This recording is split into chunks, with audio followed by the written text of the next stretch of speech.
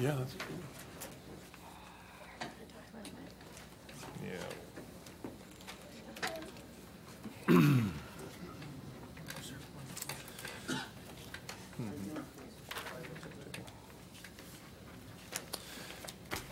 It's 4 o'clock. We'll go ahead and start this January 24th meeting of the Salina City Commission. The clerk, please call the roll. Mayor Peck. Here. Commissioner Angel. Here. Commissioner Arbkey. Mr. Jennings. Here. Commissioner Larson. Here. Would you please stand and join us for the Pledge of Allegiance and a moment of silence? Pledge allegiance to the flag of the United States of America and to the republic for which it stands, one nation under God, indivisible, with liberty and justice for all.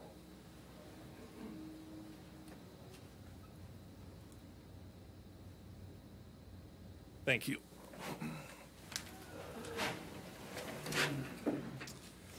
This time I'd like to open the meeting up for the Citizens Open Forum, which is a time that any citizen can come up and discuss something that might be on their mind, as long as it's something that is not on today's agenda. So I know many of you are here to talk about the Hawthorne School Building. That's not what this time is for, but if there's someone here that has something else on their mind, please come forward and feel free to talk to us about it. Doesn't look like anyone's here for that today. Move on to awards and proclamations. 4.1 Employee Council Recognition. Will Wade Behringer, Bill Cox, Josh Ingram, Mary Marshall, Sean Pilcher, and Ray Starnes please come forward.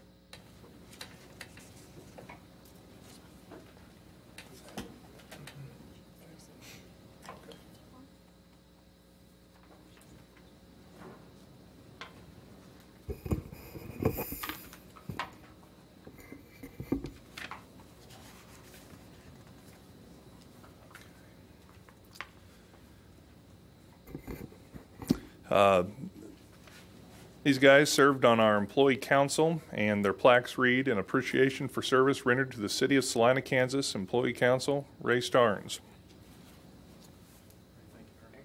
Anything you'd like to say? This is for Bill. Thank you, Bill. Thank you very much for your service. Appreciate it. Do you have anything you'd like to say? Okay. Then Sean.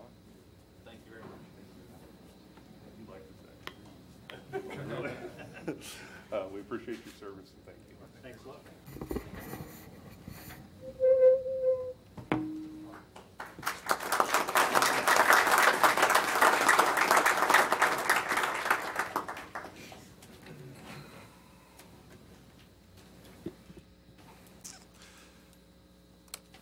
We'll move on to public hearings and items scheduled for a certain time. Item 5.1 Public Hearing on the Hawthorne School Building Appeal.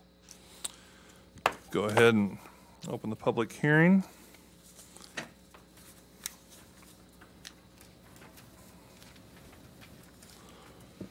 And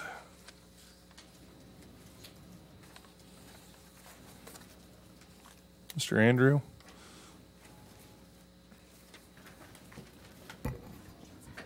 Thank you, Mayor and Commissioners. You're probably wondering why we're here, and we're here to hear an appeal that was filed by Krista Trustee, a resident of Salina, to appealing a decision that was made by the Heritage Commission to allow the demolition of the Hawthorne School Building to proceed. This is an open public hearing. The format will be that there will be a brief and concise presentation by staff. We will be available, all staff members will be available for any questions that you have. At the conclusion of that, Mr. Brett Johnson, on behalf of the applicant, will make a presentation that he made to the Heritage Commission that is video in nature and couldn't really be produced in the record of the hearing. And then after that, there will be an opportunity for public to speak, and we would ask that each member who comes to the podium identify themselves by name and address for the record, and that their comments be brief and not repeat anything that a previous speaker has said. So with that being said, we'll try to lead by example and have a brief staff report. John, if you could go to the chronology. This is not in your packet, but I produced it this morning as I was having discussions with the city attorney that I thought this might help be concise summary of what the history of Hawthorne School and how we got to where we are today. The school building was constructed, as you know from your reports, in 1912. In 1930, there was a major addition, a two-story addition that was done to the building.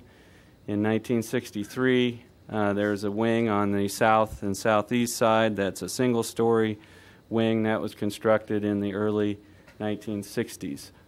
In 1984 and 1985, the City of Salina received some preservation grant funds, and there was a historic resources inventory that was done citywide of buildings, sites, parks, monuments, things like that. They were all inventoried in this study.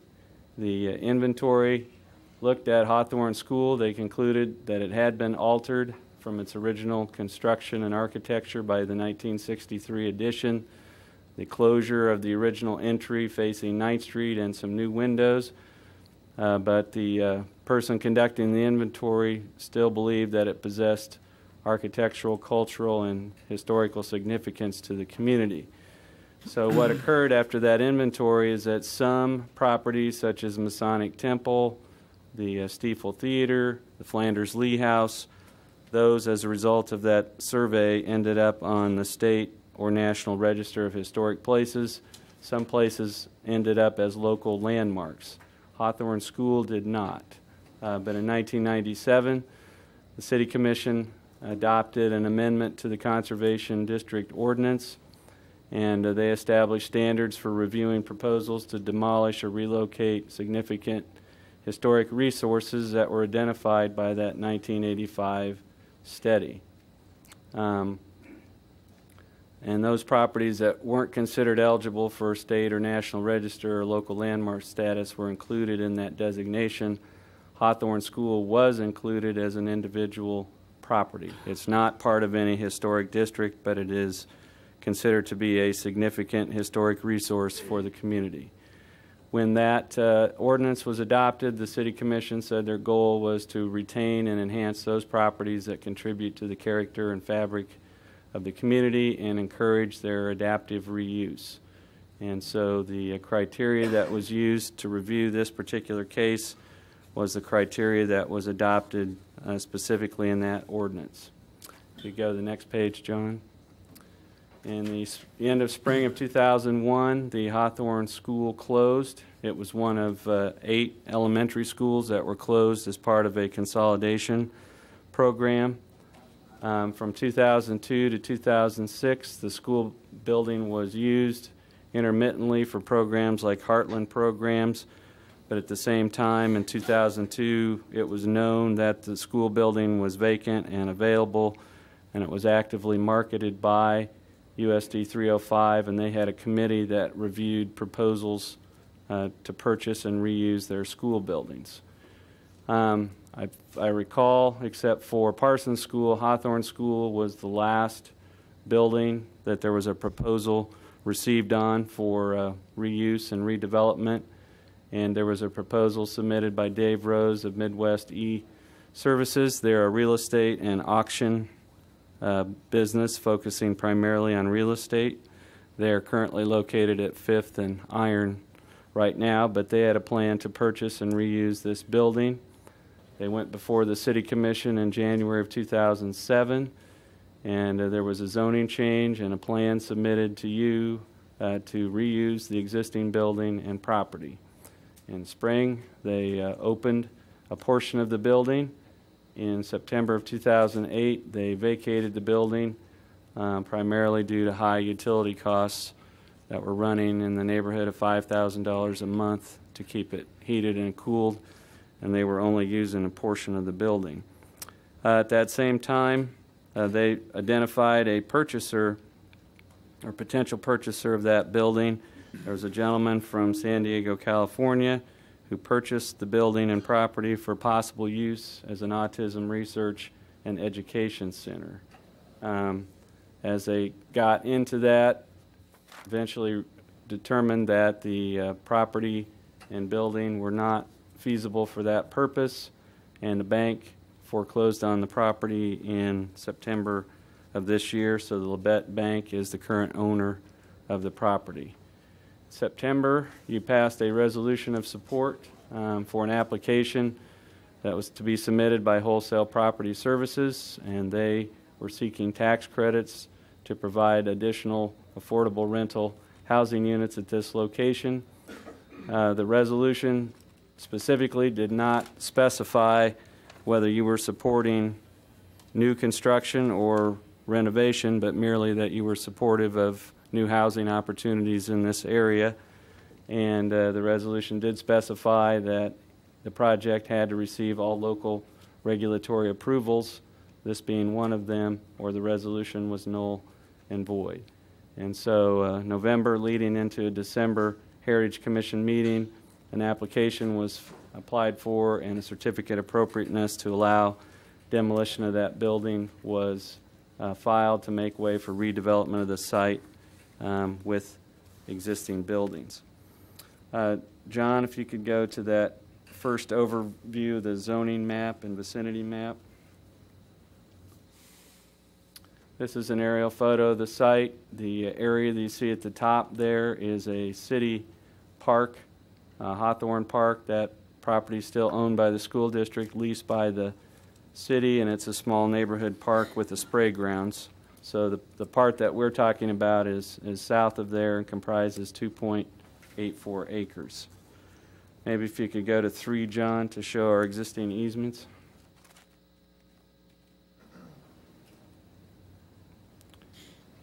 This is what the site looks like with the platting arrangement, and there is a platted alley that came down here, portions of which are vacated, but there's a sewer that comes down in this location and runs at an angle right here. So this, while it looks from the aerial photo that there's lots of room there, with the way this is divided and the sewer going like that, it limits the openness of that site for new development. We do have a couple floor plans here that we can show just to indicate how the building is laid out. This is the first floor plan, and what you see at the left-hand side, if I'm correct, John, this is the south wing, the newly 1963 wing. That is correct. And then this is the original school building over here. And one of the things that the Heritage Commission did look at and was discussed by the applicant's architect is the first floor is not all on one level. It's split up, and the school district actually advertised this as a 3-story building just because there's steps here and there's a significant grade difference, and there are no elevators or elevator shafts in the building. If you could go to Midwest E-Service proposal, John. This was what the City Commission reviewed in January of 2007. They were going to utilize the existing building and provide new parking here, use it primarily for office space with the possibility of some apartment units in the upper floors. And then, John, if you could go to the wholesale property proposal. This is what the Heritage Commission was shown at their December 22nd meeting. The proposal, the existing building sits about right here. The proposal was to remove that from the site, construct 2 new apartment buildings here and a clubhouse, and then this, which is harder to see, is a future building. Because of the sewer, that building has been shifted south. I think that shows up on the next one. So because of this sewer coming here, this building can't be centered. It has to be shifted to the south. We have a number of historic photographs that we can make available upon request, but what I'd like to get to is the decision that was made by the Heritage Commission. You have in your report, starting on page 5, the analysis that staff went through as the factors that the Heritage Commission and the City Commission now are to consider. And it is not a requirement that any application meet every one of those criteria. They are just items that are supposed to be taken into consideration, and not all of them are going to be relevant to every demolition request. But the first one was that the demolition is required to alleviate a threat to public health and safety. That's not relevant here because this building is not a dangerous or hazardous or a building that's in poor condition. Questions are debatable about the architectural integrity of the building. It has been modified slightly. I think what staff tried to note in its report is that this is not Oakdale School. It's not done, was not done by a notable architect, and it doesn't have architectural characteristics that are really unique or notable, such as Oakdale School has, but it is a very good and mostly intact example of a early 1900s school building, and is representative of that time, and so it is largely intact. I think the point that staff was making is that there was nothing that was particularly notable or unique about the architecture or the architect who designed it.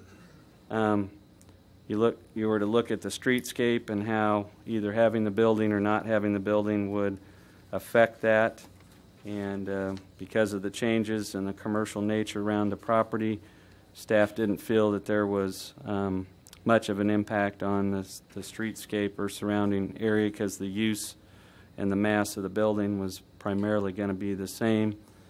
Zoning is not an impediment to adaptive reuse of this building. If somebody, including the applicant, wanted to take this building and put apartments in it, the zoning is not a barrier to that.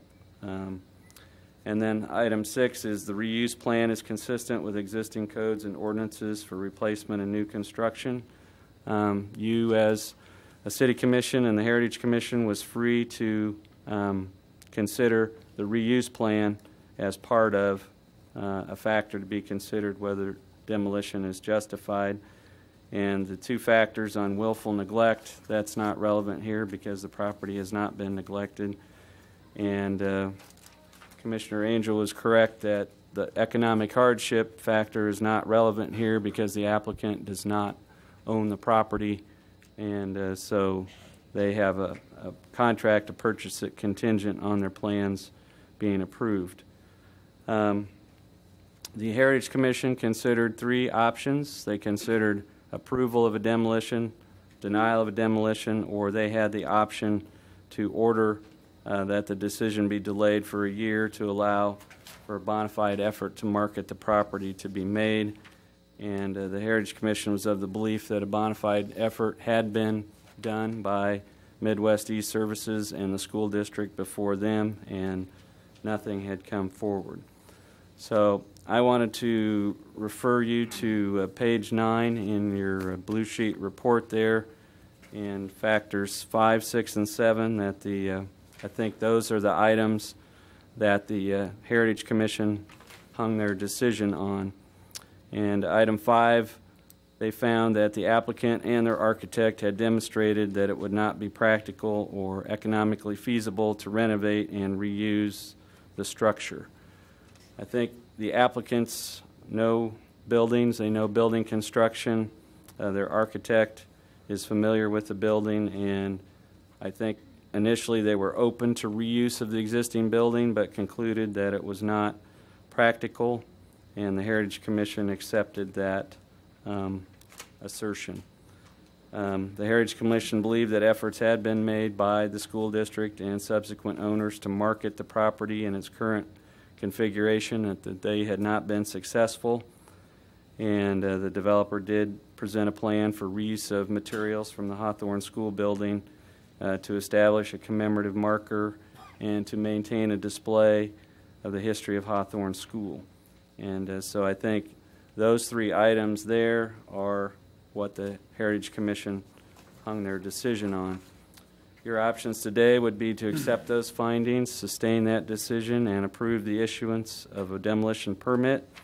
You could overturn that decision and deny the permit, and we've provided alternate findings there for you on bottom of page 10, top of page 11, and you could flesh those out with the assistance of Mr. Bankston, but that is certainly you are free to reach your own conclusions as to findings, or if there's information that we simply haven't provided, you could postpone action to obtain that. But your role today is to listen to all the evidence, review the Heritage Commission's decision, and take into account the best interests of the neighborhood and the community. And the only note there was that this is a quasi-judicial action, so any motion that you made should be supported by the findings that you think support that decision. And with that, I'd be happy to address any questions or anything you have for other members of staff. Thank you. Questions of staff? Mr. Andrew, did the Heritage Commission take into consideration under 42464E the standards of review? I believe you said it's not considered a landmark, so there wouldn't have to be careful scrutiny and consideration, but did they discuss the difference between the property being contributory, which means there's slightly less scrutiny, or non-contributory, which means there's a presumption that a certificate of appropriateness should be approved? Did they talk about that or discuss that? Well, they did not, and they did not discuss 464 at all, because this is not a landmark, and it does not lie within a district. And so the example of where that would apply is we had a similar case that was the opposite result, where the blood platelet center is today. There was a historic home there, was in a historic district. It was a contributing property, and the Heritage Commission recommended denial of demolition, and the City Commission heard an appeal and approved that. But that, we believe that the focus should be just on the criteria in 9789, because this is neither a landmark or a contributing or non-contributing property in a district. And so these criteria were developed specifically for individual conservation properties. Dean, as a follow-up to that question, I'm presuming this property is also not in the environs of a landmark? Correct. It is not. It's not an environs review. The only review of this demolition is under the criteria for an individually designated conservation property. You can get into situations where you have those overlapping factors. So you don't believe 42464 applies at all? Staff did not believe that that applied in this particular case, because it's not. The contributing, non-contributing distinction really only applies if you're in a historic district. And you either contribute to that district, or you're there but you don't fit in. And this isn't an historic district? No, it's a single designated property. It's a historic. This individual property was designated as a historic resource that should be, where any proposal to remove it should be carefully reviewed. And give me the code number for it again that you referred to.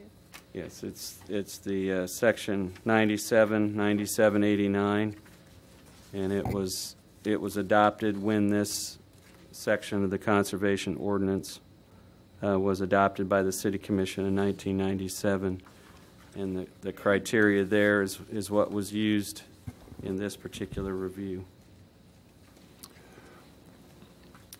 And that would be in 42469.5.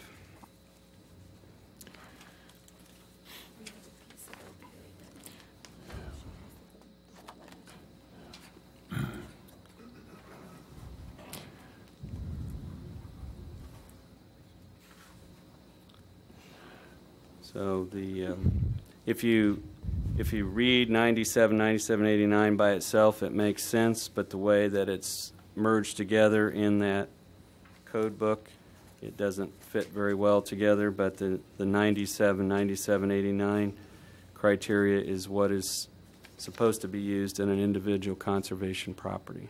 Well, except that 469.5 references 42464 and states that the Heritage Commission shall be guided by the criteria set forth in 42464.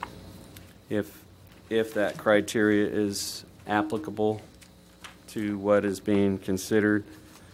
We can, you can run into a situation where you could have a property that is individually designated, it is in a district, and it's also in the environs of another designated structure.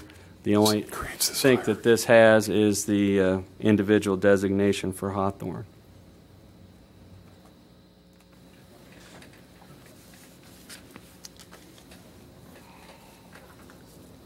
I guess I read it differently. I read it that straightforwardly that it's guided by 42464 and the other criteria set forth in 469.5.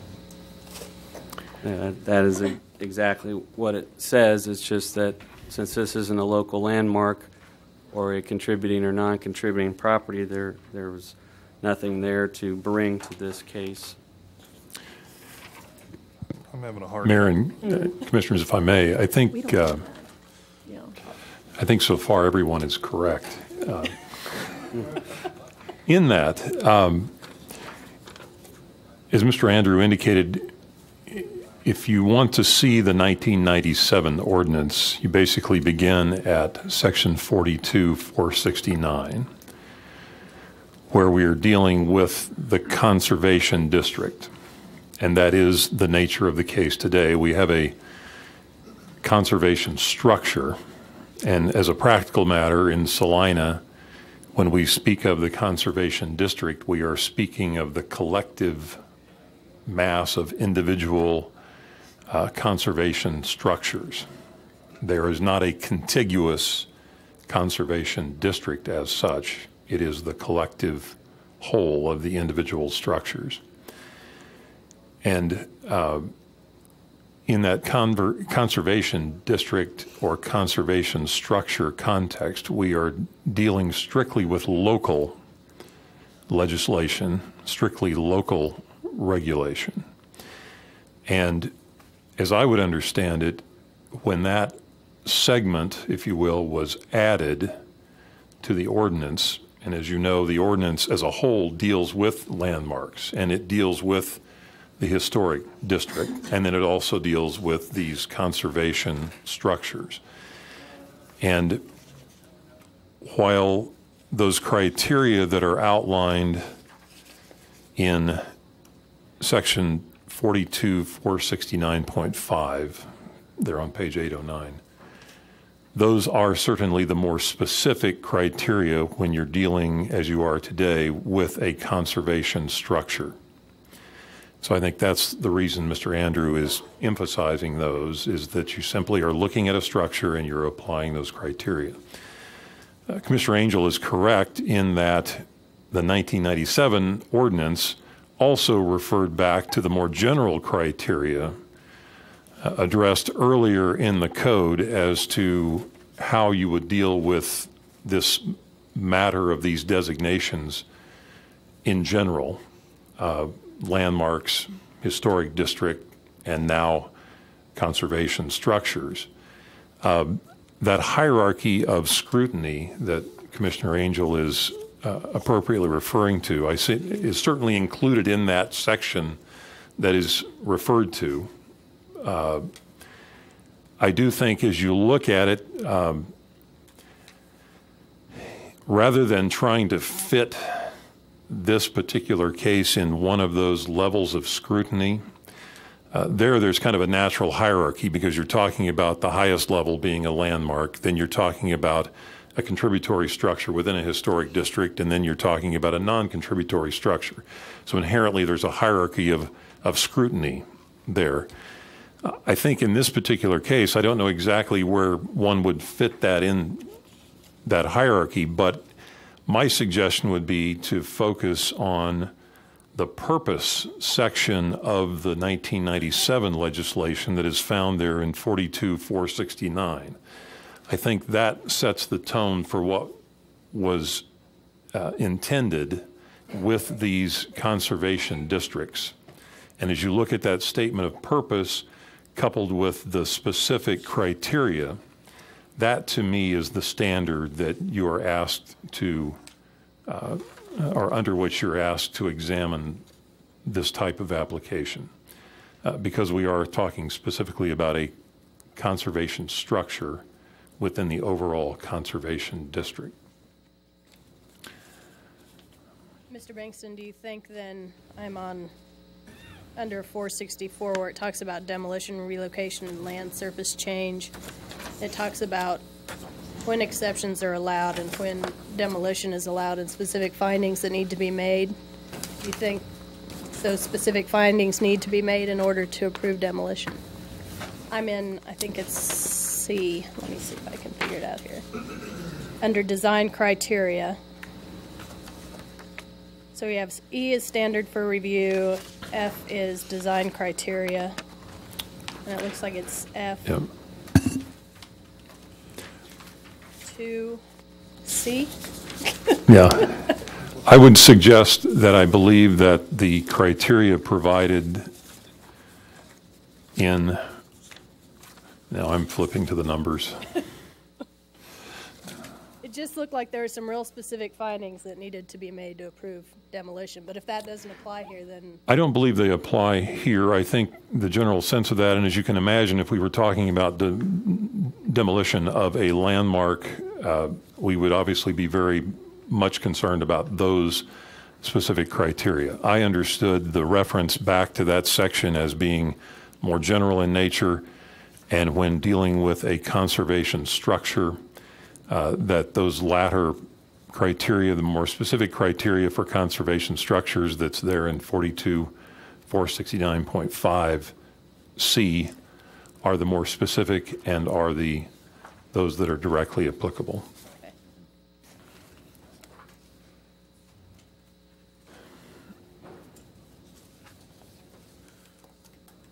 Does that satisfy your questions?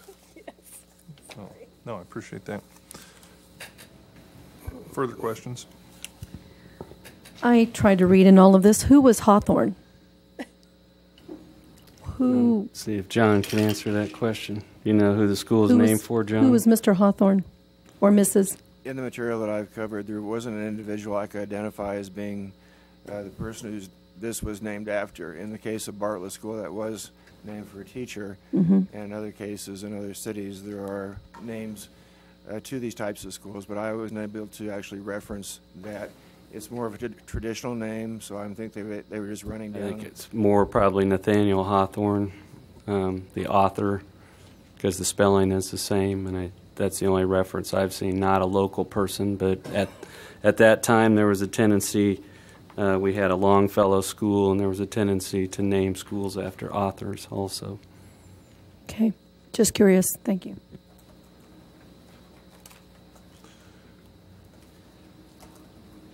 Is there further questions of staff? If there are no further questions of staff, it would be appropriate to hear from the applicant, who's represented by Brett Johnson, who's over here next to John.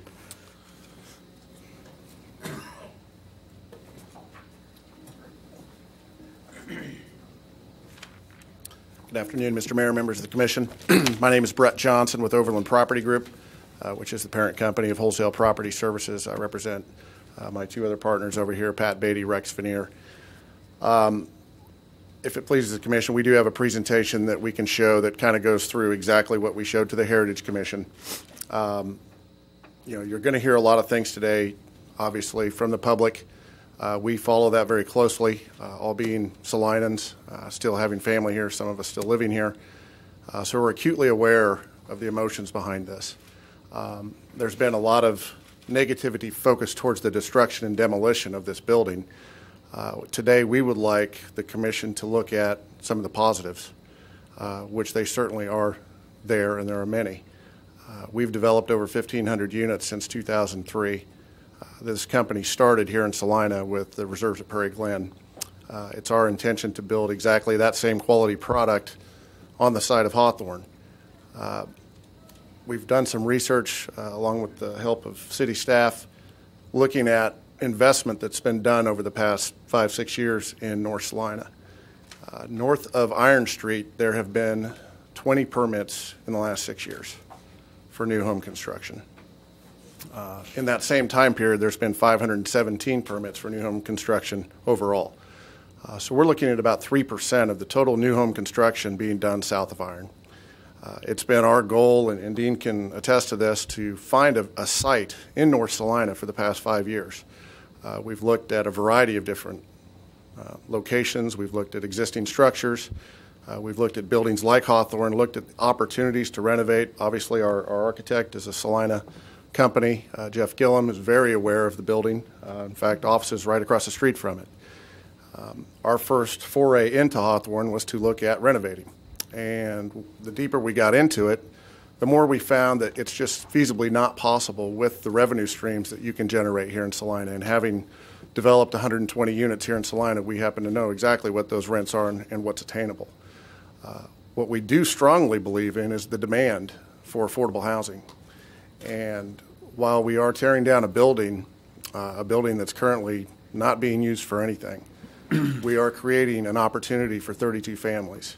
And these are people that make 60% or less than the median income. So what we would like to do is focus on the good that can come from this. And you're going to hear things today about historic applications. You're going to hear about Boys and Girls Clubs, obviously. You're going to hear about motions to delay. Those things will only hurt this opportunity.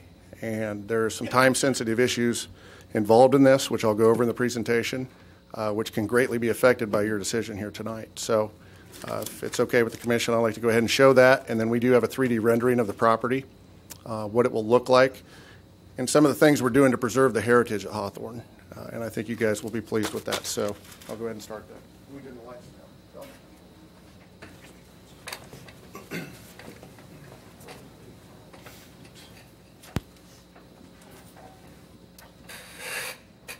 now?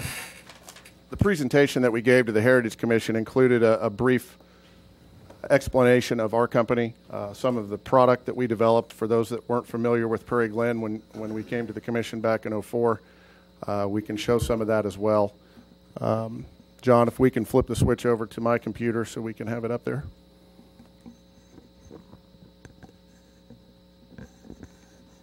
John, do you have the switch?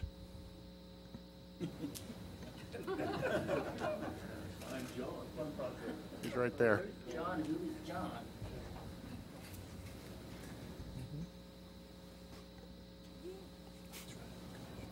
Not allowed to go under John's computer and touch any switches, so I'm going to let him handle this.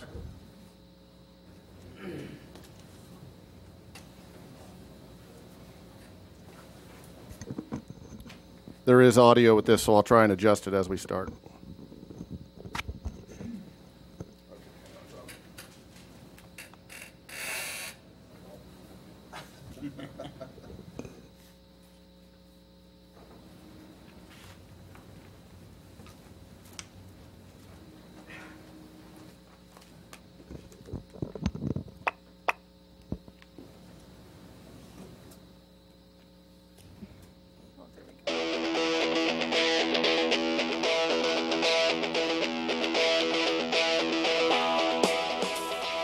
Buildings have cornerstones.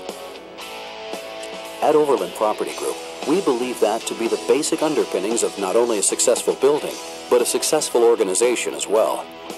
Overland Property Group defines itself by 4 simple cornerstones: quality, affordability, integrity, and profitability.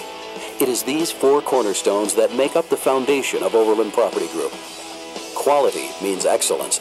It means having the best product possible. We pride ourselves on providing residents with quality in every form. From on-site management to amenities and design, we strive to develop communities that incorporate quality at every turn.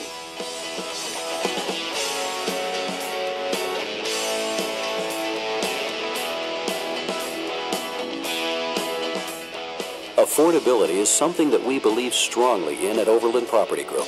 Whether it's a young professional looking for their first apartment or one of the many senior residents that our properties serve, we make it a goal to provide as much value as possible for an affordable rate.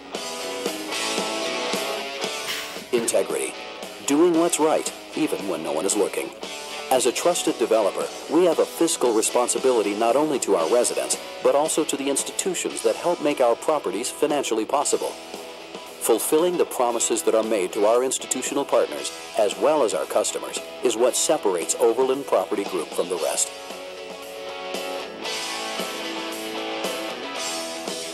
Profitability is something that benefits every aspect of an Overland Property Group development. Having a successful community starts with being a successful company.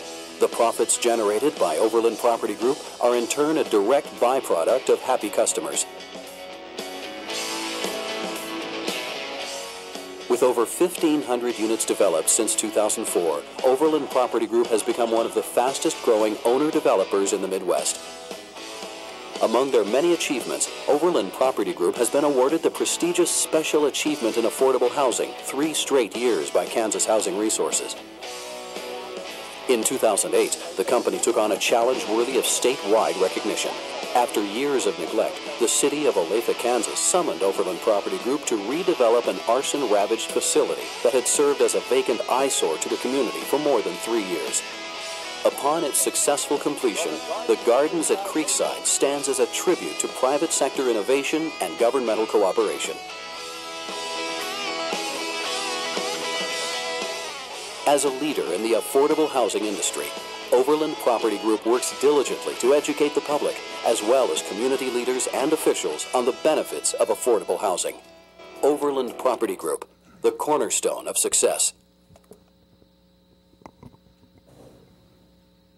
So basically, to give you a quick overview of the heritage at Hawthorne, some of the things that we're going to show you today deal with the implementation and the use of some of the actual physical bricks from the building, dedicating a memorial, which you can kind of see here in the picture out on the street itself near the main entrance.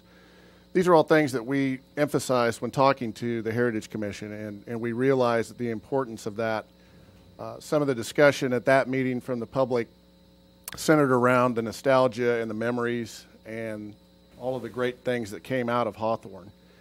And it's our viewpoint that while the building is a physical representation of that, it's really the people that represent and carry on that heritage.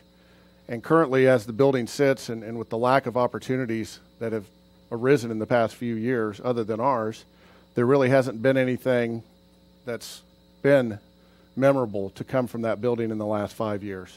And it's our intention to take what was great and turn it into an even better product by using some of the physical bricks and the memorial to the building itself.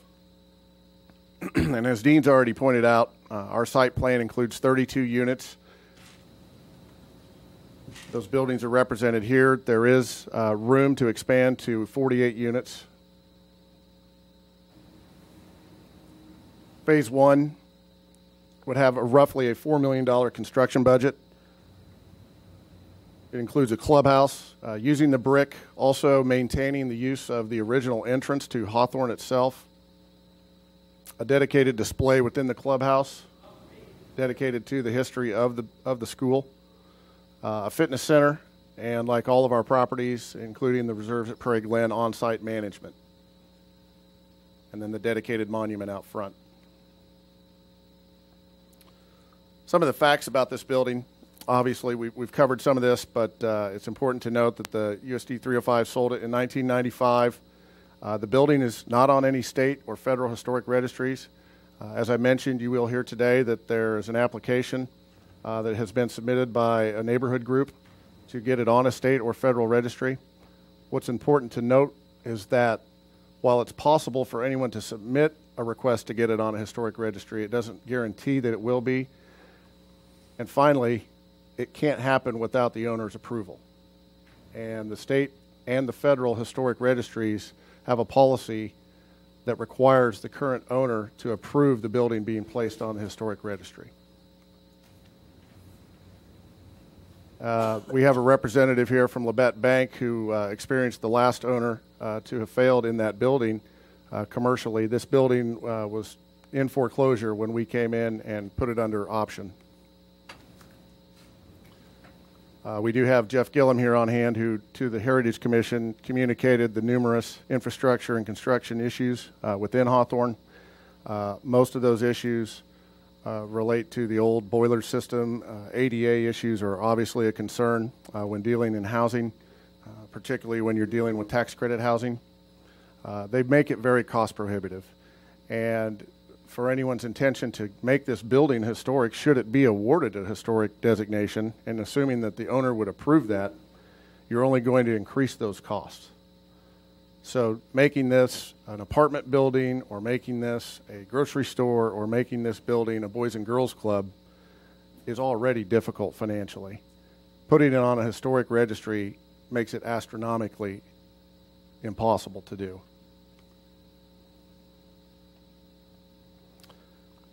As I mentioned, we have the purchase option. This building is under contract. We are the legal rights owner to the property. The property is not for sale. We have one intention with this building and one intention only, and that is to develop 32 units of apartments. October 4th, City of Salina issued a resolution of support, basically supporting our efforts to apply for federal tax credits. December 13th, 2010, the project was awarded federal tax credits from Kansas Housing Resources. Those are time sensitive. I mentioned you will hear motions and pleas for delays today. Those delays will drastically affect the ability for this project to move forward if approved. This property also received $320,000 in federal home loan bank funds. Dennis Lawver can speak to that. Wholesale Property Service also has secured the construction loan and a commitment from Bennington State Bank. This property is ready for construction. And as I mentioned earlier at the podium, this yellow line designates Iron Avenue. From January 1, 2005 to December 31 of last year, 517 new home permits were issued in the city. 20 of those were north of Iron. There are a variety of factors that play into that. Namely, there's not availability of sufficient land without tearing down existing structures. And secondly, there's not a lot of reason for developers to look at North Salina because of some of the issues that, like for instance, the Hawthorne building. It's just a challenge for developers to be incented to go up and look at those areas. Development out south is obviously much easier. There's raw land available. We still see a need for housing in North Salina. We think that the rooftops and the housing that we will provide will incent other developers to look at commercial applications as well. So to say that you'd like to see a grocery store up there rather than apartments is really the cart before the horse. You have to have the people, you have to have the rooftops in order to attract developers of those types of facilities. It's also important to note that apartments within a 2-mile radius of Hawthorne, over 6 units, there are none. There are some rental properties in North Salina, but certainly not to the extent that we're proposing to develop. At this time, we can turn back on the lights, and if the commission has any questions, I'd be happy to answer them. Thank you for that. Are there any questions of the Overland Property Group? I have a question, and I don't know who can answer this, and I don't know if there's anyone here from the Heritage Commission today.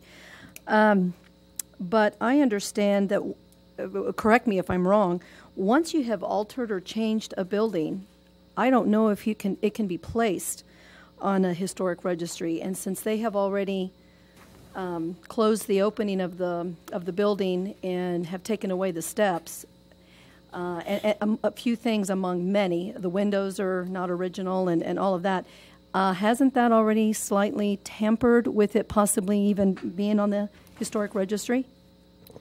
Well, we're not historic developers, but we do deal with people that are in that business, and we have investigated that over the past few weeks.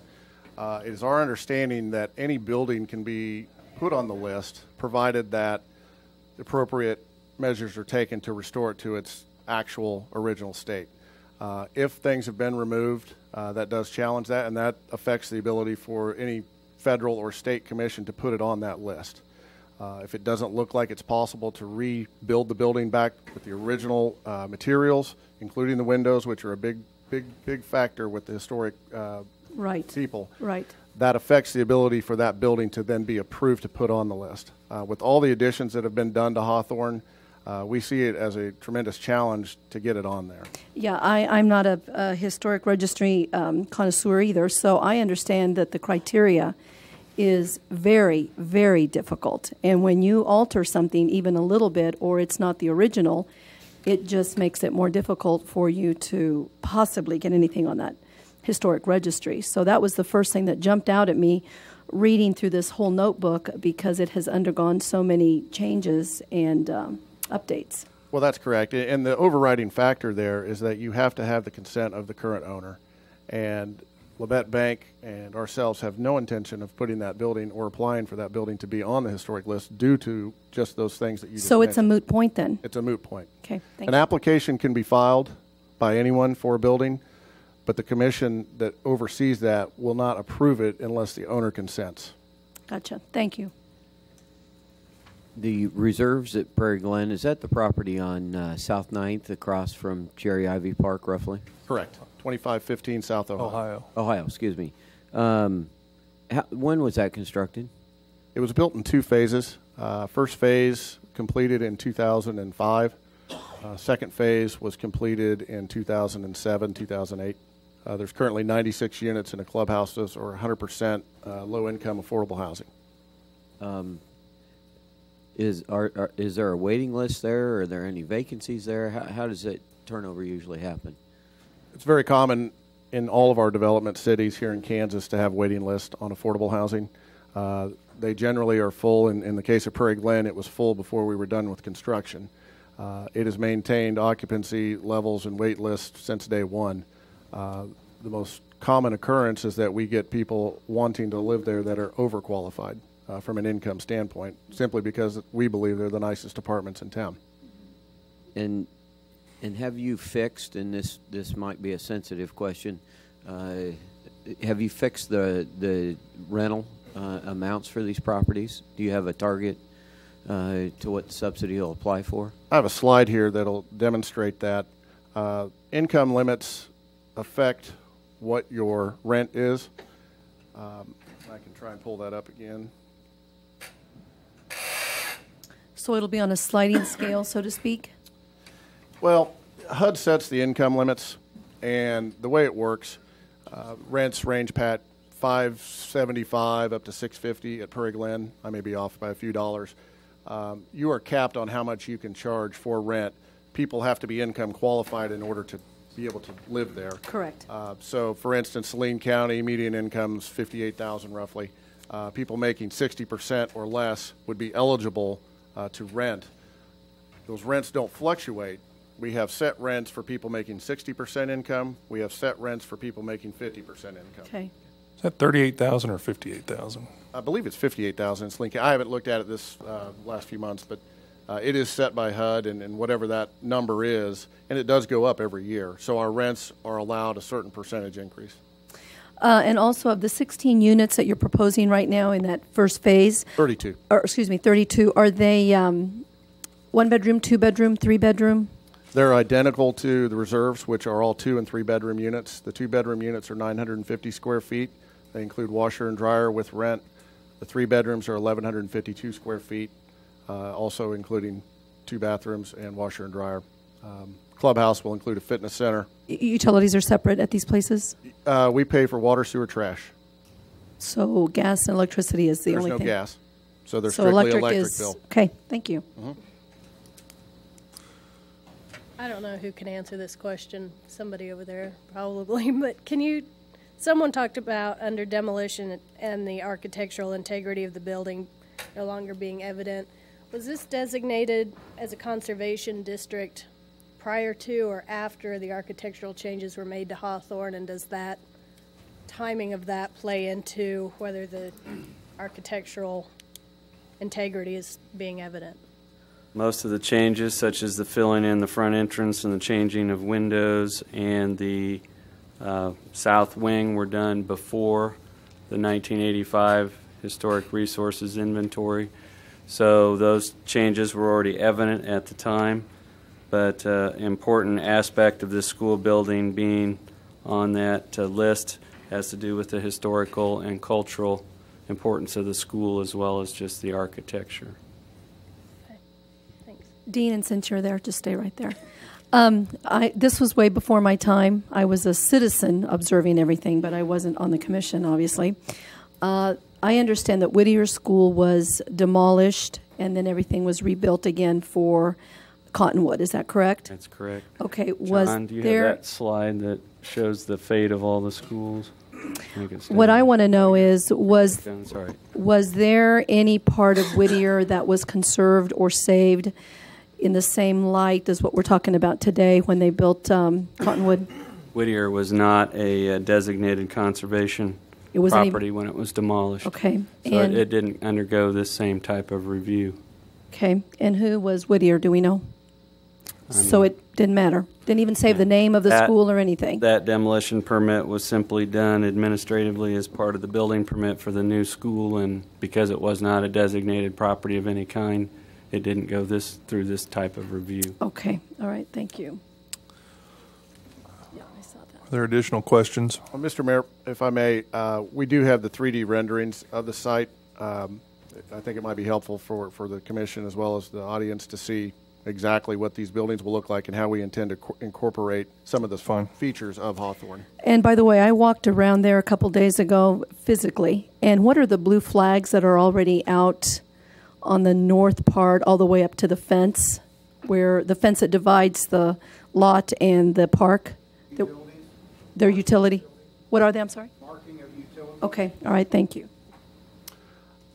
It's a little light in here to see this. I don't know, John, if somebody could hit Somebody that flip switch. those lights, please. Thank you. Thank you. Basically, I'll zoom out here on top and try not to make you dizzy. We're looking down on top of an aerial of Hawthorne, and you can see the two buildings representing 16 units each in front.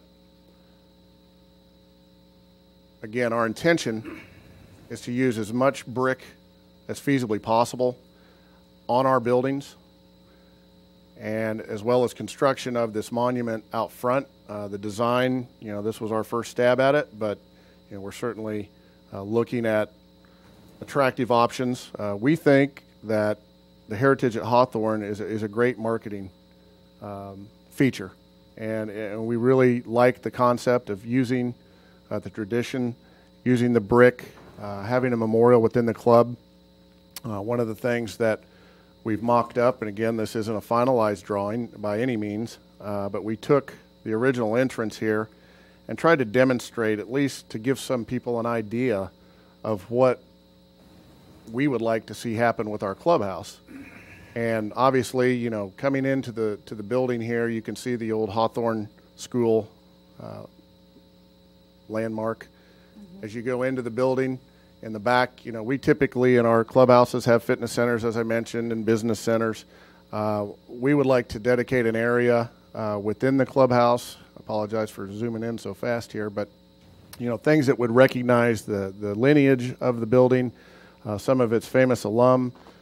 Obviously, anything that the group that represents Hawthorne would like to discuss with us, we are certainly open to. And I think this provides much more than what that building's currently doing, and let alone if it was a commercial facility. So I think this gives this development of ours an opportunity to carry on that tradition and that heritage.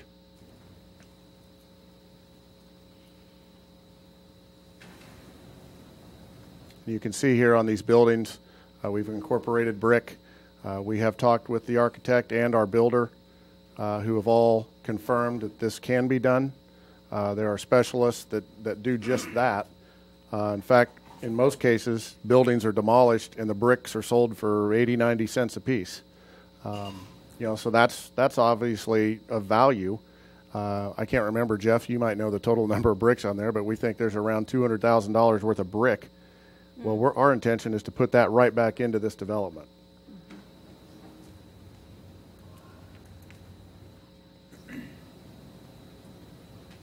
And these buildings are different color than Prairie Glen, but these are identical buildings. 2-story, 16 units each, all with their own private entrance.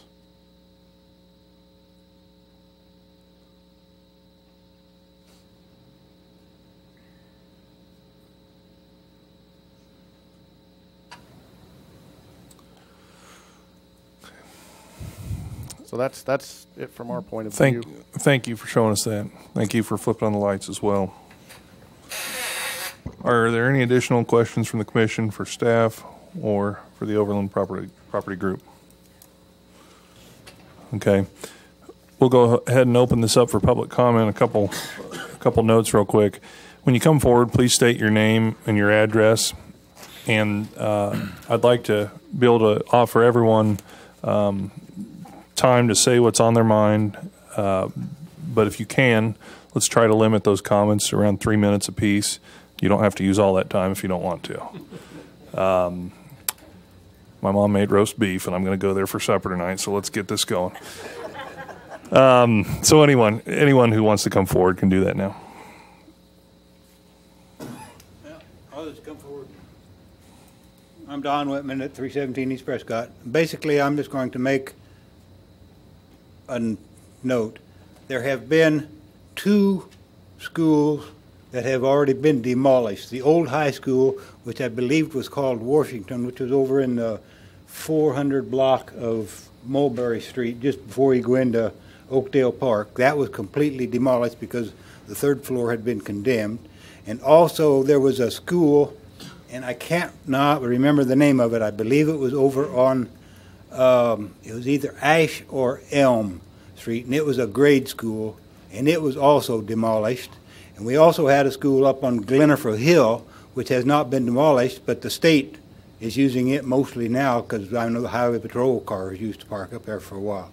So some of these are basically, it's a sentimental feeling more so than a necessary feeling, because if there's something that's going to cost too much money to make and make it so it's livable, it's not worth it. And I can realize where they already blocked the front door on Oakdale, but they didn't demolish it. So that's, like I said, a lot of it is more sentiment than it is necessity, because I think making the low housing would be more beneficial than preserving Hawthorne School, because they can't do it. They could preserve part of it maybe and use it for some office rooms or something like that, but I myself say, like I say, it's more sentimental than it is necessity. That's basically all I've got to say. Appreciate your comments, Don.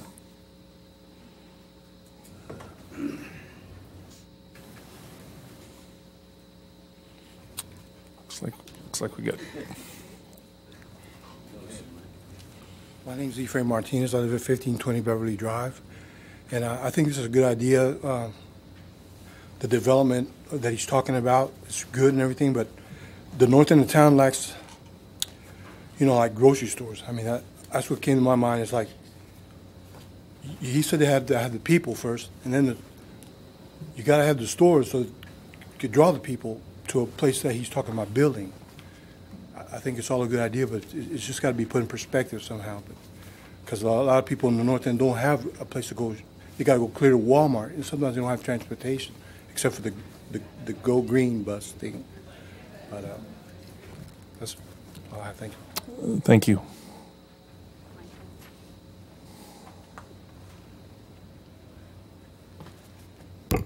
My name's Krista Trusty. I live at 1210 North 3rd. I'm not quite for sure, since I appealed this process, I'm not quite for sure why they have an ample amount of time to speak more than what we do, considering this is trying to figure out what's best for the community. I would think that the community had a large portion of time to talk, or at least as much. With that said, I'll try and hurry. Krista, I'll listen to whatever you have to say today. So. Thanks. I don't even know where to start. Well, I was going to save this for last, but let me just throw it out there first. Apparently, the other parties involved have decided that they know exactly what's going on and exactly what's going to be said. And to answer your question, Ms. Larson, no. To the question of whether or not the school no longer lacks architectural significance, it does currently still lack architectural significance, the standing building.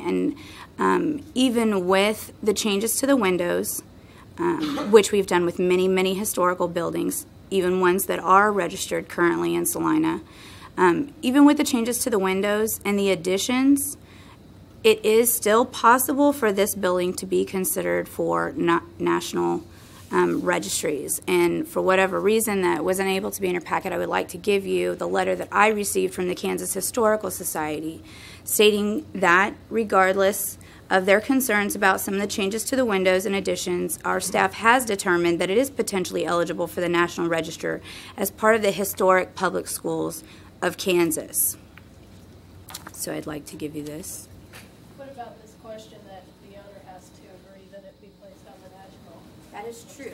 It was my understanding that they were not the current owners, or that's what they said before, that their purchasing the property was contingent based upon city's decision.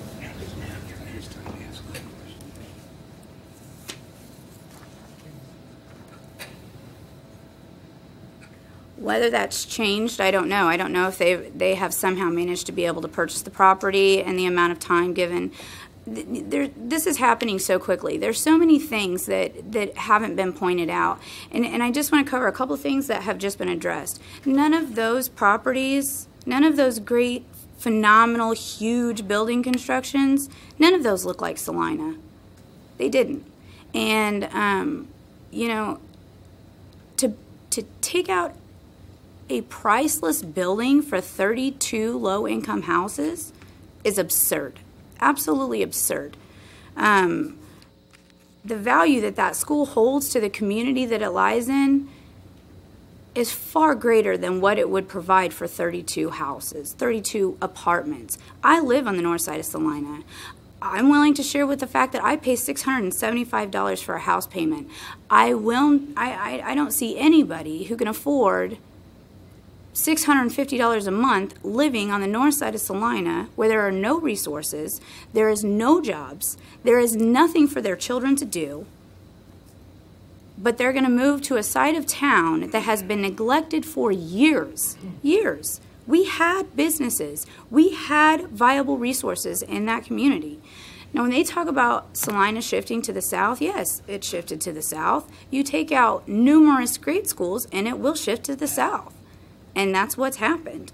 The building was not sold in 1995. The building actually remained a school past that. And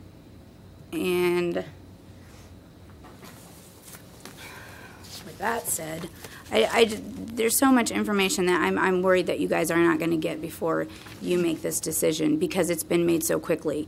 And part of the reason I say that is because they looked into purchasing this property in September, yet in October decided that there was nothing they could do for it and they needed to demolish it. In their paperwork, it says we are not in the business, and they have stated we are not in the business of saving schools. I don't understand how they were going to incorporate their business plan ever with saving that school or with incorporating that school. They took less than 30 days, decided they didn't want to do it, or maybe never had any intentions on working with the school, and then moved for demolition. We were not aware of this. They did not get those grants until December, and when that came in front of the Salina Heritage Commission, there was a mass amount of speaking about the significance of that school emotionally. We had no other way to base what we were being told, that our school was being torn down for apartments, that the community does not want there. We need growth. I understand that. But when he spoke of, I'm sorry, I didn't remember your name, and I don't see him. When he spoke of the cart before the horse, when he spoke of bringing people to the north side of Salina and bringing rooftops to the north side of Salina, and then comes businesses, it makes me wonder, do they not drive to the north side of Salina and see the people that are already there? Do they not see the rooftops that are already saying that we need help? But yet they propose to put 32 low-income families, nowhere close to a school, nowhere close to the YMCA or for things for those children to do, and nowhere close to jobs. Low income's not $650 a month. Maybe to them, but not to the north side of Salina, not to those citizens. And we have landlords, we have empty houses, we have empty lots. Habitat for Humanity has done amazing things for the north side of Salina. amazing things. And those people feel very proud about the homes that they have. They work very hard to keep them up because they appreciate them. I can't say that for 32 low-income apartments where people come in and out, I don't know that they would appreciate them. I want to tell you that I speak today in honor and in behalf of those who could not be here. To name a few, Miss Gay, who was the principal of Hawthorne for a very long time, she has passed on to a more simple place, but left her legacy behind to all those she educated. Miss Geraldine Briscoe also dedicated her life to people and children. Her children went to that school. One of her daughters was the first African-American librarian in Salina. Hawthorne gave her that opportunity. Hawthorne. Not the low-income house that she may have lived in or may not have lived in. Hawthorne. And finally, Dr. Martin Luther King Jr., who at one time and continues to be the moral leader of our nation. I'd like for you to look and understand that it is impossible to speak about the historical value of Hawthorne without addressing the long-standing issues of discrimination. We're forced as a community to recognize and the imbalance that our city has of representation. And North Salina has long been forgotten. It doesn't make any difference to those of us who live there, the stereotypes, labels, and extreme misconceptions of the other side of the tracks. Actually, it's quite humorous. But oftentimes, we keep to ourselves. We always smile, we always nod, we always wave, which is more than I can say for some places in this town. But today, we're not smiling, and we're not keeping to ourselves either. And we don't come just as North Salina, but as Salina all over. Over 400 people signed a petition, including those that lived in Prairie Glen reserves, to not tear that school down because it wasn't worth it. They live there, but they won't reside there forever. It's not their home. I'd like to point out that Hawthorne was built for the sole purpose of nurturing the community that needed it. Education and knowledge for all boys and girls was provided. And Hawthorne and the wonderful educators never let us forget that we were to respect ourselves, our community, and our heritage. Buildings, of course, cannot speak for themselves. But through her beauty and all that she stands for, Hawthorne does speak for itself. She speaks through the community that she has supported for nearly 100 years, long before the City Commission was even designed. So I stand here today not to speak of my emotional attachment, which I know is hard to believe, but to speak of factual information to prove the great historical value of this school, to our community, to our city, to our state, and quite possibly to our nation. When Hawthorne was built, it was built in 1912. This school integrated Salina students far before Brown versus Board of Education. We did not segregate our students at this time. It wasn't until 1922 that we segregated the students in Salina, and African American students were forced to go to Dunbar as mandated by the state. As soon as we no longer had to segregate our students, they were able to go back to their respective schools, and many, many, many children chose to go back to Hawthorne. It was before segregation. It was before Salina segregated. It was before we had to segregate. They speak of the architectural significance, and I shudder to think what Mr. Burns is thinking, the architect that built this building, as they say he's nothing or nobody, or maybe the author, Mr. Hawthorne, who is like, oh my gosh, she really doesn't know who I am. But when it all boils down to it, that school isn't just architecturally significant, and it is architecturally significant as the Kansas Historical Society has deemed. But it is significant to the culture of Salina, it is significant to the community in which it stands, and it represents far more than low-income housing. And I know that I might be going out on a limb here, but I'd like to share something that I thought was quite interesting, if I can find it. And I will be try to be quick and wrap this up. I am honored to be able to speak of something that Dr. Martin Luther King said. And to me, this is of great importance, and I will relate it to Hawthorne. 100 years later, the Negro lives a lonely island of poverty in the midst of a vast ocean of material prosperity. 100 years later, the Negro is still languished in the corners of American society and finds himself in exile in his own land. And so we've come here today to dramatize a shameful condition. In a sense, we've come to our nation's capital to cash a check. When the architects of our republic wrote the magnificent words of the Constitution and Declaration of Independence, they were signing a promissory note. The Salina Heritage Commission, when they deemed this property historic, not just within a designation area, but the property itself, when they did that, they signed a promissory note to Hawthorne stating that we will protect and preserve you at all costs. There's been no cost to protect or preserve Hawthorne. There never has been, and there won't be, unless somebody from the Salina Heritage Commissions or the City Commission says this school is incredibly important to our city and can add great significance. Everybody can drive by anywhere and see low-income houses. You can see it anywhere, but you can't see Hawthorne anywhere. And in my opinion, and while there's a lot that I probably didn't say or a lot that I probably didn't get out, $4 million and a pity plaque, I think that Salina's history is worth more than that. So as I stand here today, I'm concerned that priceless parts of Salina's foundation is being purchased and picked away at for the sole purpose of erasing rich history in which we should be embracing. Too often our city has destroyed valuable and historical property for which the proposed project has failed. This is a fact. The proposed project creates jobs for North Salina only as it is being built. And that remains questionable. Even that remains questionable. This is a fact. Demolitions rarely leave reusable brick. This also is a fact. There are other locations in North Salina that can accommodate the needs of wholesale properties of Topeka.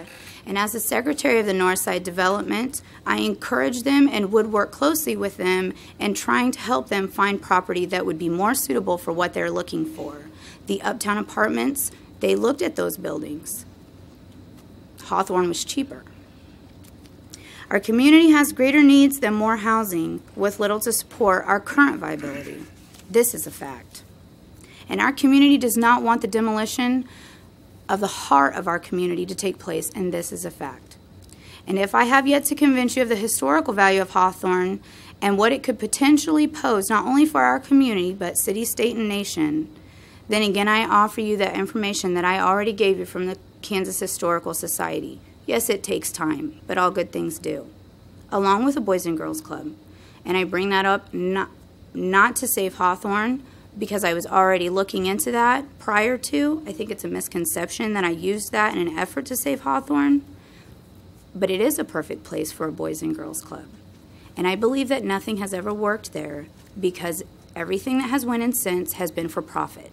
That building was built for children, for the education of children and for the education of all, not for profit. It was asked of me if I could locate a better developer and a better plan. I've done both. I employ the community. Be the developer of something greater in our community. They can be developers. There are an enormous amount of people backing the Boys and Girls Club, but don't want to say anything because they have business partners and financial investments with them and aren't able to say anything. A Boys and Girls Club will benefit children and our community for years to come. Years and years to come. And eventually it will sustain itself, which is more than I can say for low-income housing. So I ask of you today not to consider $4 million. It should be irrelevant how much money is being put into this. We are speaking of a priceless building and the priceless historic value that it holds to the community that it resides within. Please do not take this lightly and do not let a $4 million investment persuade your opinions on what the community wants, needs, and feels. Thank you. Thank you for your comments. I would like to mention that because Krista was the person who filed the appeal, I wanted to give her time to get everything out. I would like to go back to that 2 to 3 minute mark for those who'd like to come forward and speak now. Please, just name and address, please. My name's John Miller. My address 1202 Prospect. And I respect Mr. Johnson, Mr. Veneer, what they did putting all these things together here tonight. But you know, we all know that most of the funds is coming from the taxpayers through the special loans to the what is that? The farmer group, farm deal, something. Through the land bank and stuff, you know. That's all taxpayers' money, all this. So what I want to say is that your jobs as a commissioner is to respect all citizens in the complete community. You're supposed to be an advocate for the ones that need help to stop things from developing, that people respect that you do that for them. And one other thing is that includes the less educated, the less fortunate, and also the lower income people, which all pay taxes. If you remember when you were elected this office, that you were elected by the complete community and not just one area. So you need to take that in consideration, and then you need to take in consideration that it sounds like me they put the cart before the horse because they didn't plan putting all this together before they know they could get permission to do it, and then they're coming in this line and try and jam this down everybody's throat, and I think we went through that once before this year with the river deal. Okay, everybody was in a hurry. It's going to do this. It's going to bring jobs. They're investment. What? Going to hire 15 guys, 20? I mean, you know, that's not a big investment. And what I want to say is, this ain't class warfare, and this ain't a race card deal. This is equality, which was taught by the Dr. Martin Luther King Jr. and during the John F. Kennedy administration. And you need to take all that into consideration before you make a quick judgment on what they were doing here. Because it's not they're businessmen and they invest in things, and they took a chance to put all that paperwork together, thinking that they come in here and just jam all that off on the city of Salina. But they found out there's some folks that don't want it. Okay, so you need to take all this in consideration and things. When I come home from Vietnam, you know. It's like a war zone here in Salina. It's always a war zone, you know. Them against us, us against them. But that's not the way it's supposed to be. Okay, you're supposed to advocate for the complete city, for all the citizens, north, south, east, and west, and you represent all of them. And I was really shocked when I seen Mrs. Moy's picture in the newspaper when the Planning Commission denied it. That kind of brought back to me the time that they turned the dogs loose down Selma, Alabama, on the people down there. That's what that brought back to me. That's very shocking, you know. So before you come to a quick decision and a judgment, you should consider other citizens' takes on things too. And I lived here in Salina for 62 years. I've been in business for 62 years, and I'm 45 that way. You know what I mean? But anyhow, whatever you do, sit back, make a consider things and don't come to a quick judgment of things. If you have to table this to another meeting, then do that if it takes a week or two, because it's not going to hurt them a week or two. But don't rush into it, okay? Thank you for your time.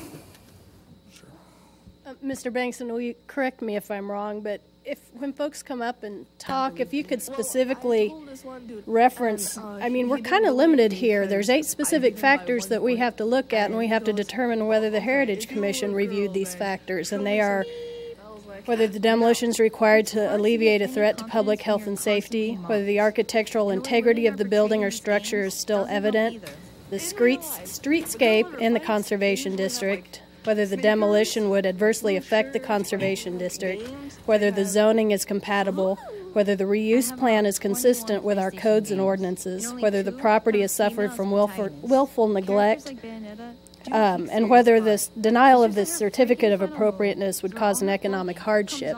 And I believe our role is only to review the Heritage Commission's review of those specific 8 factors. So when you come to talk, if you could specifically talk about those 8 factors, I think those are the factors that we're to be considering today. You're very correct, Commissioner. Thank you. The person giggling is Karen Law, the only female employee at Uber. I'm Bruce Fairbank. I'm here today representing Labatt Bank. I live in Topeka and I have my office there. A couple of issues I come before this group to address today. Specifically, there's been discussion on placing this particular building on the historical register. As the owner of the building, that is not something we will support. Our experience in that type of thing, all it does is add to the cost of eventual buyer, and it will diminish our ability to sell that building and recover from it what we need to recover. We have been working with this building for several years. We worked with Dave Rose when he owned it, again with Dave Juarez when he bought it. A year and a half ago, we began to work with Dave Juarez to find another buyer. His funding source was unable to come together for the autism group, which was a function we were very supportive of. We could not find an attractive buyer. As a result of that, we took possession of the building in an informal foreclosure process. And in that process, we found a buyer in the form of the Overland Group. We think what the project they're wanting to do here is an appropriate project for this type of community, and we're supportive of it. Any delay that results of the action of this group is going to put an economic hardship on behalf of our bank. We're going to hold this thing for an extended period of time while we wait some outcome. The price goes down, the cost of insurance continues, the cost of taxes continue, utilities and so on. And we may end up losing more money on this we already have. We feel it's appropriate to go forward with this, and I think this is a good project. We ask for your support of it. Thank you, Bruce. Let me ask you a question real quick, something that you said, so to make sure I am perfectly clear on this. So my question earlier to Mr. Johnson was that if some of the foundation or the structure has been altered or changed, that it could possibly hurt its chances getting on the historical registry. Okay. All that said and done, the bottom line is, you being the owner, if you do not support that, it stops right there, regardless of what the historical registry people say. Correct? That's my understanding of the process. So the fact that you don't support it, it will end right there. Correct. Okay. And then the other thing, the other companies or corporations or businesses that were looking at Hawthorne to possibly put their business there or whatever, had they ever conceptually thought about tearing down that building as well, or were they trying to work with what they had that you're aware of? The ones we were involved with all looked at how to retain the building in some capacity with modifications for different types of uses. And in each case, it was cost prohibitive. One of the potential buyers, since we were involved in trying to sell the building, was a church who was looking at some possible use of it. Again, the cost of the renovation, the utilities and so on was prohibitive, and that process never went forward. Okay, and what I'm worried about is if somebody does come in, for example, the clubs, the Boys Girls Clubs of America, I understand that because it needed so many modifications or updating, that possibly the maintenance of that in the future is going to be very costly as well. Is what I understand was some of that criteria why these other businesses could not function in there because of the cost to bring the building up and possibly to even work with what they had with the limitations of the utilities because of the structure of the building. So I wanted to make sure I was perfectly clear on all of this thing with the historical registry, and also that companies that were wanting to make use of the building never physically said we could if we raised it. They were trying to work with the building, the structure itself. That is correct. Okay, thank you. Thank you for your comments. I'm sorry, I'm not going to keep coming up to speak. I just had a couple questions or a couple comments. There is preservation monies available. Labette Bank, I assume, will not forever be the owner of this company. They just currently have it. It's in foreclosure process and should be available for sale as soon as they no longer have the option to buy it, if really truly looking at what the community wants. There are people who are interested in purchasing this property. I have not had an opportunity to speak with Labette Bank as they clearly are working with this person right now. But also the boiler system needs to be repaired. When they installed that system, they did it for the purposes of a school. There are energy efficiency grants that would allow us to only heat a portion of that building for a Boys and Girls Club. There is a lot of updating that needs to be done to that building. Anybody would have to do that. There are grants and there are funding available to do that. And so yes, with the bank currently being the owner, no, they're not willing to do that. But I would assume that and I understand that the bank would like to sell that property and the community is willing to purchase that.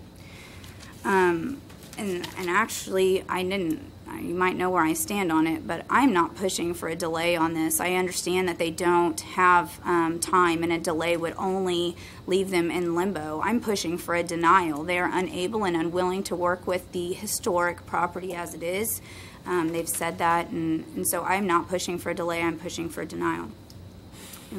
With that said, this is kind of different for me. I need to read this. Or should somebody else read this? I think we need to keep moving here. I think No, this wasn't from me. This is from Liz Briscoe. She was unable to be here today.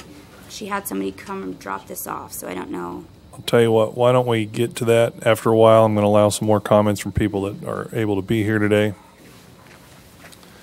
Thank you. I will be brief. My name is Mike Wise. I live at 2527 Stone Post here in Salina. I also have a business at 111 East Pacific with properties on 5th Street and 9th and Pacific. I do support this project. I urge the Commission to move forward and support this. As I sit here and I look at 6 building permits since 2005, I believe one of those was ours. And it's not often that you get these opportunities. And I don't believe that $4 million coming to Salina, especially North Salina, is something that should be cast away. And so I just urge the support of the Commission to uphold the Heritage Commission. Thank you. Thank you for those comments.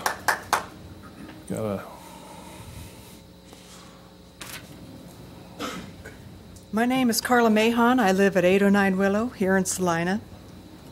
About 10 years ago, there was a desire to put up some affordable housing in our neighborhood, Centennial Park.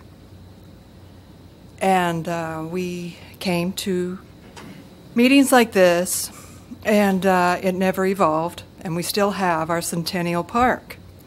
Our argument at that time was that we needed a place for our children to play. And that park is always in use today. We have soccer games, a lot of soccer practice there. Families will just take off, go play Frisbee there in the afternoons. They put in a water park, and that park is always in use.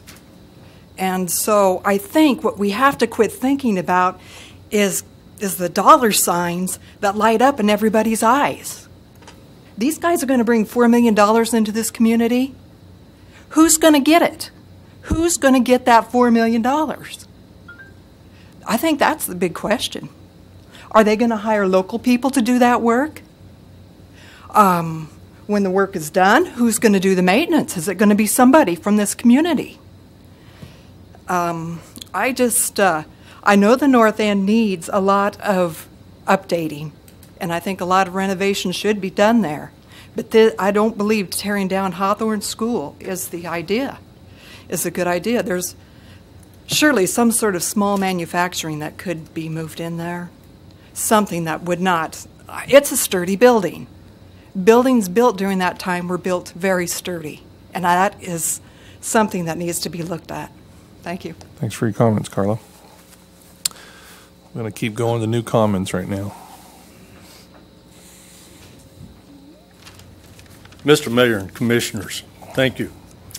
Just a couple of things. It's not Glenifer Hill School that is part of the Highway Patrol. If you could, for the record, just state name and address for... I'm sorry. Wayne Montgomery, 2308 Village Lane. So what am I doing here? I have a continued interest in this end of town since 1965. One that is very viable, and I'll spell it out for you. My interest is not in a grocery store. There were 5 of them when I moved here that is in that area. They are no more. A service station, there's nothing but a convenience store, 3 of them, and all of them within 4 blocks from one end to the other. A fire station, pass on that. There are sociological and economical principles that need to be taken into consideration in evaluating the merit of this project that has been presented. One of the foremost sociological principles is that Hawthorne is not the original representative of the historic black community in Salina, Kansas. If I am not correct, I would be happy to know that. But it was Dunbar School, in which St. Francis and its affiliates is now located. The black community in Salina, until urban renewal took all of it out, was on York Street and north up against the railroad tracks. Lamers Market used to serve that area, and it was a safe area in spite of what a lady said at the Historical Commission meeting. I think that there are some images and ideas that are purported that have no basis of reality and no understanding of economic conditions. The decision before you is that there is an appeal that has been made to a decision that was made by a heritage commission of people just like yourselves, citizens who served this community without pay. They sat up there. One of them is known throughout the world as one of the fine representations of architect and development, the Wilson and Company, Mr. Plumer. There's an attorney who are skilled and natural at asking the questions that need to be asked. There were 2 citizens that approached it from the lay standpoint. The decision is whether or not what they did was erroneous or had merit. On the questions that you want to be performed, and did not Mr. Andrew discount those and say that the commission had limited themselves to one in rendering their decision? Is that correct? That was their primary focus, yes. That's correct. He discounted, and the commission discounted all of those first ones and had another one out of which they made their decision that gave them the validity to do what they want. Here's the issue. We talked about the permits that have been issued. I know that Habitat for Humanity has built 30 new homes north of the tracks. I know that my banker, my wife, and Wayne Montgomery built 8 new homes north of the track in the past 10 to 12 years. we rehabbed more than that. There is a farmer and his family from out southwest of town that has built 4 new houses for rentals in the North End, on 3rd south of Pacific, on 7th north of Pacific. Someone else has built a new house, and it is the ownership of an individual at Antrim and Santa Fe Street. Those are tremendous contributions to a redevelopment of a community that can be supplemented and can have a continuance, not for home ownership, but for tenants. And the proposed Hawthorne complex would further complement the endeavors of having homes in the north of Salina by providing tenants a safe, a secure, well-maintained being, and they would have it for 32 families initially. They would choose the North End as their home. And as a landlord in single rental properties, I would welcome those units being brought to the community of the North End of Salina. I would further state in closing that I have not been recruited by the applicants to be here. I'm here because the North End has been extremely good to my family, and I believe in it, and I appreciate it. And for those who, as one of the Heritage Commission persons said, would choose to bulldoze north of the tracks, I would gladly take any of them on a tour. I would show them that there are industries, there's manufacturing in North Salina that do hire people. I would show them that just recently, Chad Cassim bought the old Booker and Willis Ratzliff office complex, built the Cruz produce complex, and all of that full block on the east side of that of warehousing, formerly a van line place. He has all 3 of those complexes. He hires 32 people and will only grow in the future. Don't pity the North End, just support it. Thank you for those comments. Are there new comments?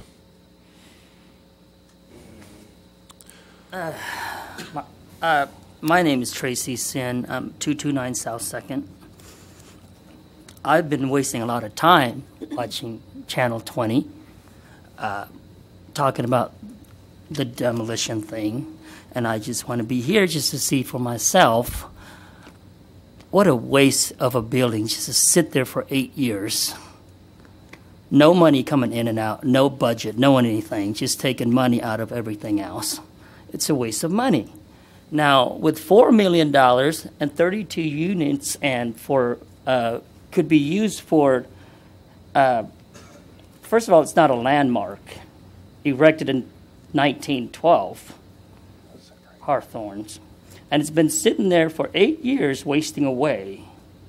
When this thing could be built and changed, I know people don't like changes. I don't like it myself, but sometimes I have to welcome it. $4 million, a possibility putting more families into the north side of town. It is not an eyesore, but a beautiful thing to look at after the product is finished. But I just don't understand. These people are just wasting the time and the money and everything else, putting into this no naysayer. I have nothing against you for that, but it's just that it doesn't make any sense to me. It really isn't. But if you look at the whole community, why are you North people separating yourself from everybody else? I mean, what's so special about the north side of town? If I have $4 million, I wouldn't want to waste a dollar in that place. Let's stick to kind of the topic. I'm sorry. It's just okay. it bugs me. I've been listening to them all the time, crying about, it's a historic place. I understand that, but it's nameless. And Miss Geraldine has done wonderful thing on the north side of town for Martin Luther King foundations. I'm sure I've actually met her and had taken my time to see her at the resting home before she left us, and she wouldn't be the type of person that wouldn't say nay to this kind of thing. She's all about adding community together. I mean, it's a low income, and I've seen the pictures and watched the movies and all that stuff going. It's fabulous. I don't understand why all this thing. I think if the people that wants to keep the bricks, I think if I live on the north side of town, I want to keep one brick for my house. Tracy, I appreciate your comments. We're coming up on that 3-minute mark here. Thank you for coming up today. Are there new comments? Good afternoon, committee. I'm Tammy Toothman. I live at 1007 North 7th. Lived there all my life. I went ahead and refurbished my house. It was a sentimental value. My grandparents lived there, my mom lived there, and then I took it over. So I took, in fact, what the city has to offer, and in addition, refurbished it all, put it back to original. My questions to the developer, Mr. Johnson. You said at the Heritage Commission that you went a 2-mile radius for apartment buildings. There were no apartment buildings back then because isn't the north end of town where Salina originally started. When the people settled there, they wanted to build houses, not apartments. That's why there are none. People believed in single-family homes. That's why they settled there. The bricks that you plan on keeping, how in a demolition mode and with time of the essence are you going to save a brick? Are you going to cut around every one of them? Are you going to cut around the main entrance for the clubhouse? I mean, once you start hitting it, are they going to fall apart? How are you going to save them? Tammy, I'd like to not focus on those types of questions right now and really just focus on valid points for opposition to the demolition of this project. And he does sound like he got the carriage before the horse. But I want to also ask the committee, how is it that all the other schools like Franklin and Bartlett, how have they been saved and reconditioned? And you can't consider Hawthorne for that? Well, I can answer that very quickly. Each one of the other buildings that you mentioned has a viable reuse that has sustained those buildings, and Hawthorne has yet to have had that. Okay, you couldn't give somebody an incentive to build up there? I think there are incentives out there, but to date, nobody has decided to take on those incentives, and I know it's very easy to point to someone else and say somebody ought to do something with a building, but to date, nobody has done anything. And I feel as though Hawthorne's not an eyesore. It doesn't look bad. It rests peacefully. It's full of life and memories and dreams. The school has potential and very high standards for some things other than an apartment building. Look around. We have none. I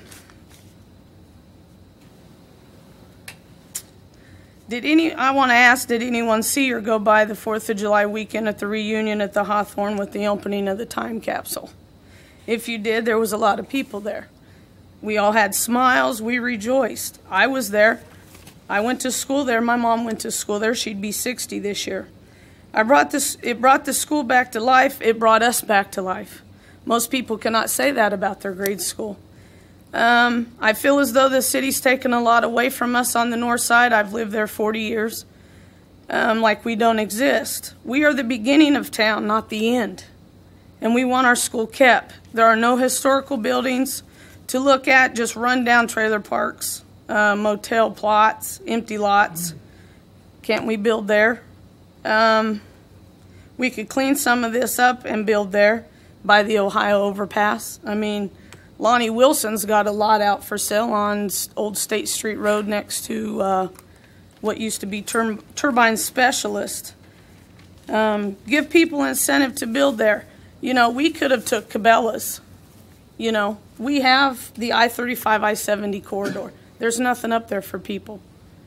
If you took Kohl's and built it up north, people would come. because everybody likes Kohl's. People would go. If you build it, they'll go. I feel as though building this next to the Hawthorne Park there with the water park, it would be overpopulated for our own children, because you're going to have all them kids from there, if the clubhouse is overcrowded, going to our park. And City Park. yeah, well, the city park, our park, when they have their own clubhouse. And the items that were taken out of the time capsule, they are put in the museum. They were going to be cleaned and displayed. So it does mean something to the community about Hawthorne and the things that come out of Hawthorne, because they are put in the museum. Thank you. Thank you, Tammy. Are there any additional new comments? Hello, my name is Carolyn Schaefer, and I live at 1001 North 10th Street. And I would just like to say, listening here today, I am grateful that they're wanting to put this apartment complex in the north end of town. I think it's something that we really need. And I haven't heard anything that says, no, we shouldn't demolish this school. I just haven't heard anything that goes. I think the Heritage Commission studied it. I think then that's your job now, is to make sure that they did look at all the details, but I haven't heard anything that says to me that no, we should not, and that something good is going to come out of it. I think they're willing to use parts of the brick and, incorporate that into it. I think that's something good for Hawthorne. Thank you very much, Carolyn.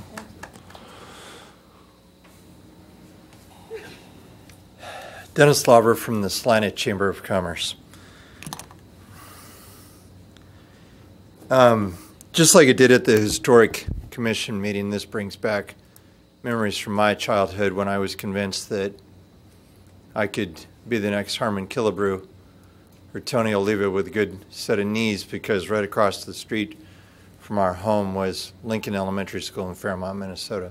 School had been boarded up, and a new Lincoln Elementary School, which is where I attended, was a block and a half walk away.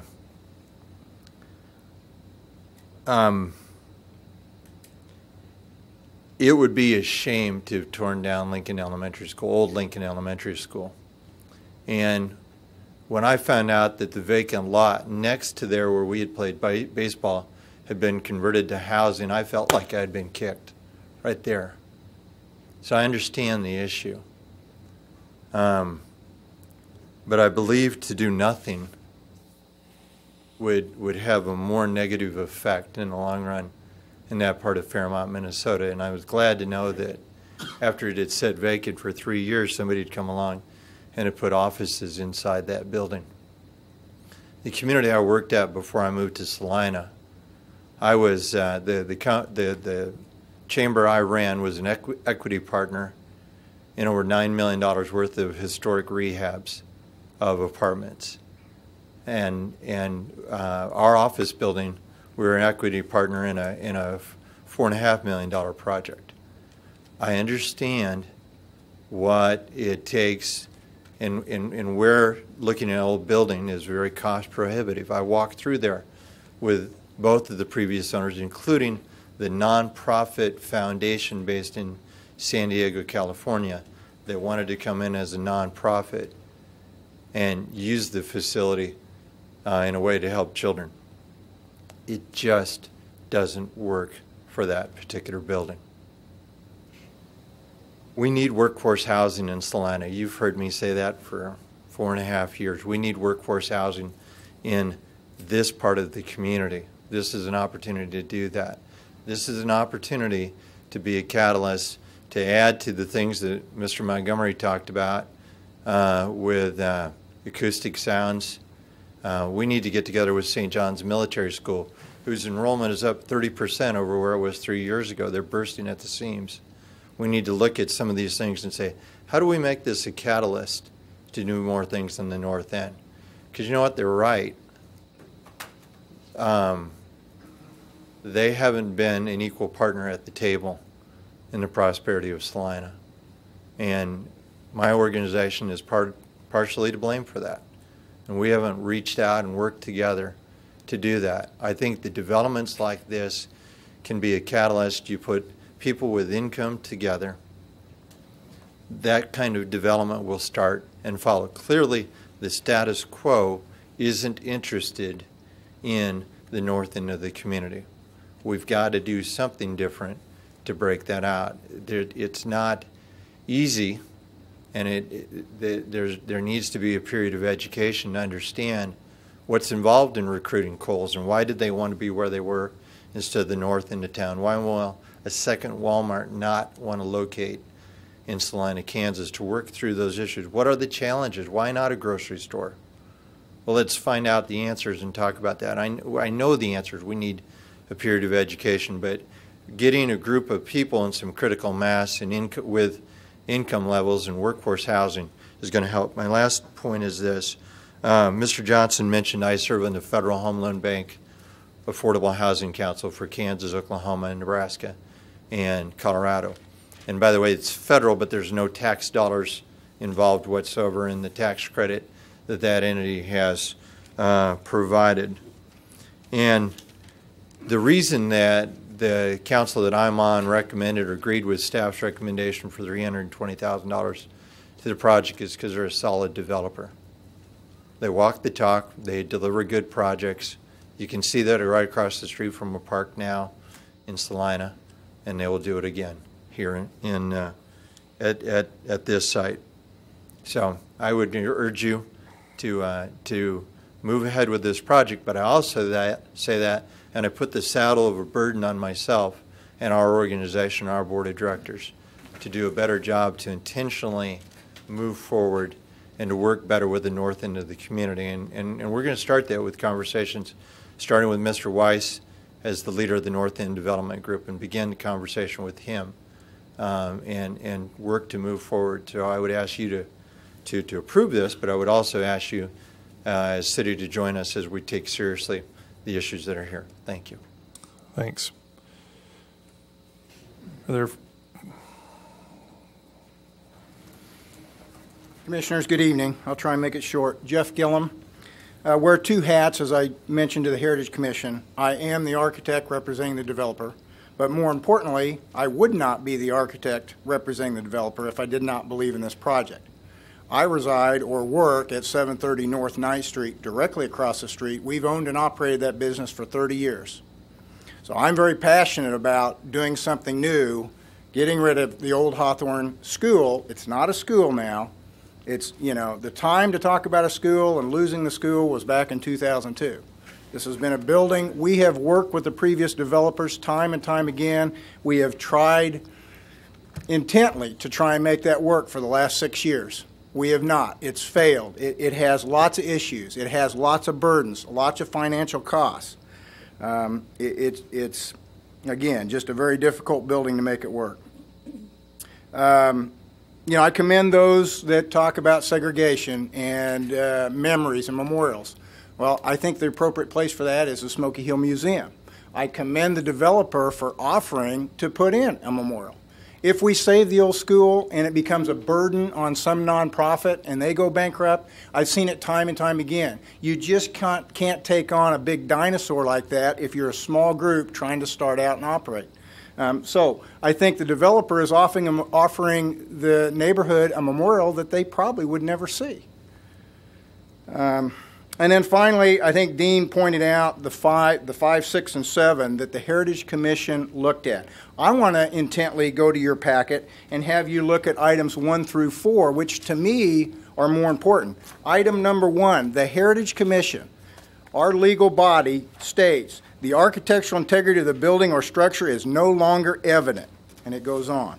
2, the streetscape within the context of the Conservation District would not be negatively effective. Item number 2. Item number 3, the proposed demolition would not affect any other architectural or historical significant structures. And item number 4, the reuse plan is consistent with existing codes and ordinances.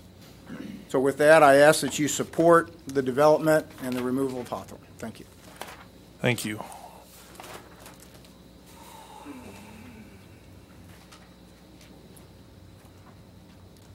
My name is Debbie Mildfeld. I live at 1124 North Santa Fe. I didn't attend school in Hawthorne. I didn't even attend school in Salina, but I live in North Salina, and I have for most of my adult life. There are two historically significant structures in North Salina that I am aware of, and that's Hawthorne and St. John's Military School. If you tear down Hawthorne, it's gone. It's not going to come back. They could pick any other property in North Salina, and nobody would complain. Any other property, except for Hawthorne. That's where most of our concern is. Why did they focus on Hawthorne School instead of other areas, other properties that should be condemned and tore down? That would be my biggest concern. I would like to see Hawthorne School stay where it's at, and they put the apartment building somewhere else. Thank you for those comments. Are there additional new comments? My name is John Blanchard. I'm at 2530 Edwards Street in Salina. I just have a few questions, and I think Commissioner Angel, Commissioner Angel? Angel. Hopefully they address kind of what your concerns were earlier, as kind of staying on topic. And they are, I noticed on the exhibit that showed the current uses of some of the older schools, and it listed that this property was a PC1 zone. And so my question is that a zone that is compatible with this plan? And if not, what is the proposed zoning? And if there is a proposed zoning, is it consistent with the new comprehensive plan that's been adopted by the city? The other is that I've heard 32 and 64 units. I don't know what the build out would be completely, but just looking at the aerial photograph of that site and just driving the area, it looks like it's pretty heavily mixed with sort of industrial and commercial type development. So my question would be, do the services in that area, the water mains and the sewer mains, carry the adequate supply for an additional 64 or whatever the build-out unit number is, or down the road is the city going to be needing to increase some of those infrastructure? Those are just some of the questions. And then the other thing that might kind of help clear up a little bit of the fear and agitation might be is that, are you voting today on a demolition permit or just to clear the way for one to be applied for? Because I would question, if it is for a demolition permit, is that demolition permit conditioned upon approval of a final site plan? Or, and is it made out, is the permit given to the landowner or the developer who owns the option? And if nothing moves forward with this low-income housing project, is the building going to be demolished and cleared regardless? So as far as how it might relate to this appeal, is it a demo permit or just part of the process? And then I would just like to say to the developer, I would encourage you and I applaud you for doing infill development and also on that side of town. You want to talk about green development, you really don't get any greener than that. So I think it should be encouraged that we work with developers as much as possible that want to take on infill, because I tell you what, I think as soon as they build that, if they build it as nice as they say, I think their property values of everybody around them are going to go up, and theirs might go down a little bit. So I applaud you for kind of taking that on. Okay. Thank you. Thank you for those comments. I'll tell you what, I'm going to have Mr. Andrew or Mr. Scragg at the end of the meeting answer some of the questions that you had more directly. Are there additional new comments? John, I think we've covered everything that you wanted to say right now. Oh, there's one thing I didn't get in because I tried to give someone else some time. John, you got about 15 seconds. I just want you to know that there is option. You passed $200,000 for that bicentennial center. Taxpayers are subsidizing that for $700,000 a year, so there is option to find funds to do some things down there, okay? That's all I want to say. Thank you. Thank you. If there's no other additional comments, bring this back to the commission. Mayor, I move that we accept the findings and sustain the decision of the Heritage Commission to approve issuance of the demolition permit.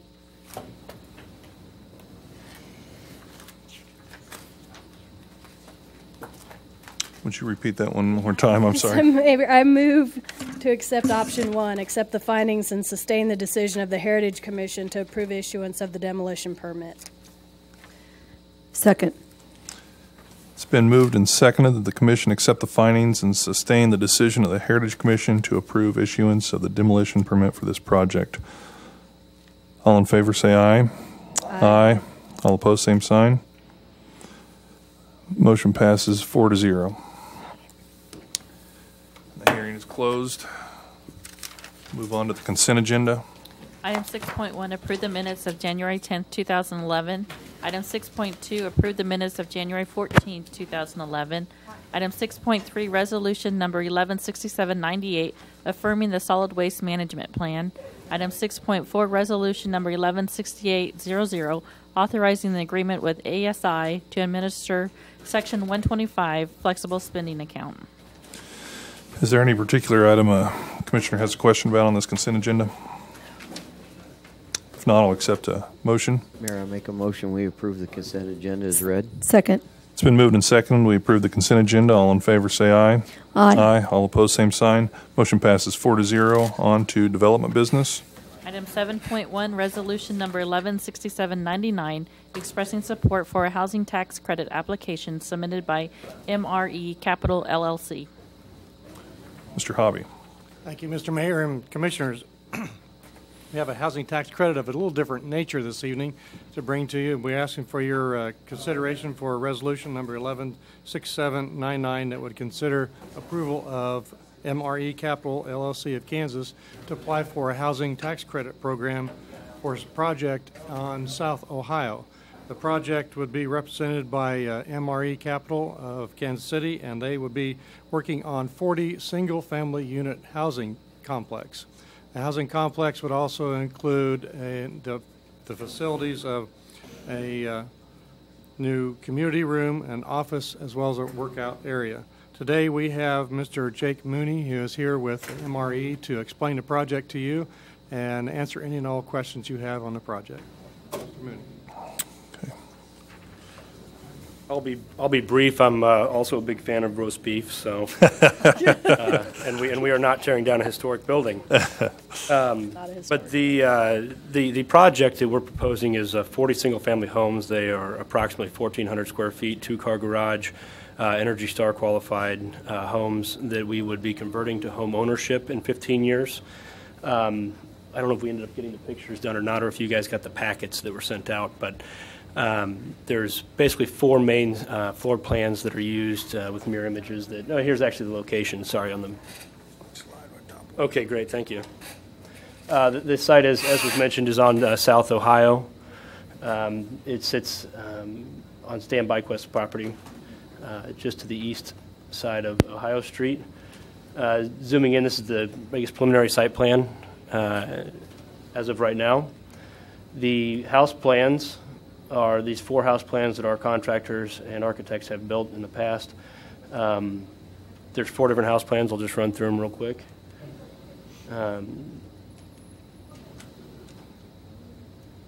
And then the home ownership portion that I want to cover is actually probably the most important part of the development, in that we will own and operate the homes and maintain them for a 15-year period, but then use what we call an equivalency method to convert the renters into homeowners. So what we do is, here's actually interior pictures of houses that we've built. But what we do is we actually take the rent at the time of conversion and back out the additional costs that a renter will incur going from renter to homeowner, and then convert that payment amount basically into a mortgage, which does 2 things. One thing is it creates an incentive for homeowners or the renters to stay in the houses, become a part of the community, a lasting part of the community, as opposed to appealing to a more transient type renter. And then it creates equity. When we convert the home to a homeowner or the tenant to a homeowner, we are selling the house to them at a substantial discount to its value, which creates equity that what was, I guess, low-income tenant can use to build future assets, future wealth off of. As we all know, when you rent or when you buy a home, the first 15 years you're really just renting from the bank anyway. The table here actually shows the difference between the equity that you'd have in the property if you were to buy it day one in 15 years and get a traditional mortgage, and the equity that you would have in the property at the end of our 15-year program. And this is also assuming that somebody that's in the low-income program currently could apply for and get a 100% loan, which is easier to say than do in today's market. So we think it's a good project for the community. We've done single-family homes before. We just finished with one in Branson, Missouri. We filled it in 90 days. It was 38 units. There's also a community building along with the development.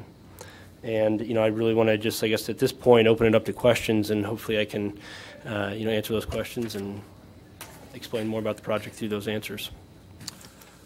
Questions? May I ask just exactly where you say South Ohio?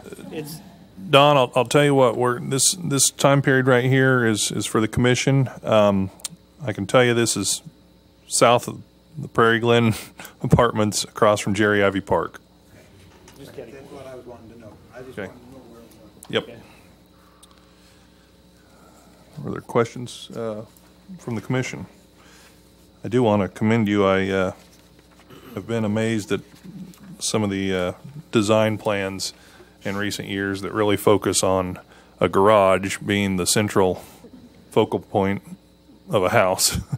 And I appreciate those design plans that actually have a front to them rather than just a garage door.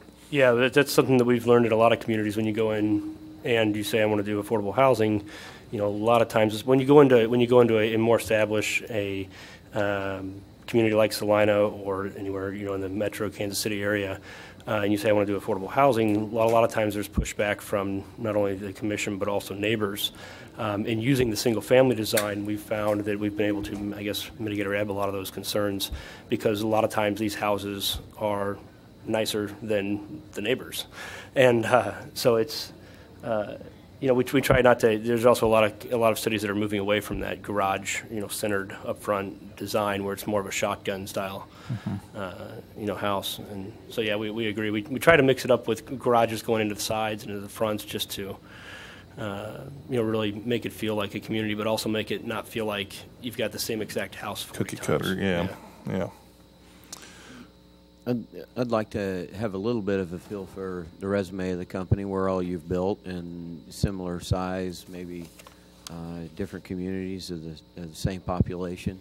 Sure. I guess the only development that we have currently is in Branson, Missouri, but Dan Seiler and myself have been doing low-income housing as consultants and other tax credit developments for the last 4 or 5 years, and we don't have the resume of an Overland Group, but We've been involved in, as either owners, developers, or consultants, in well over $100 million in projects in the last 3 to 4 years.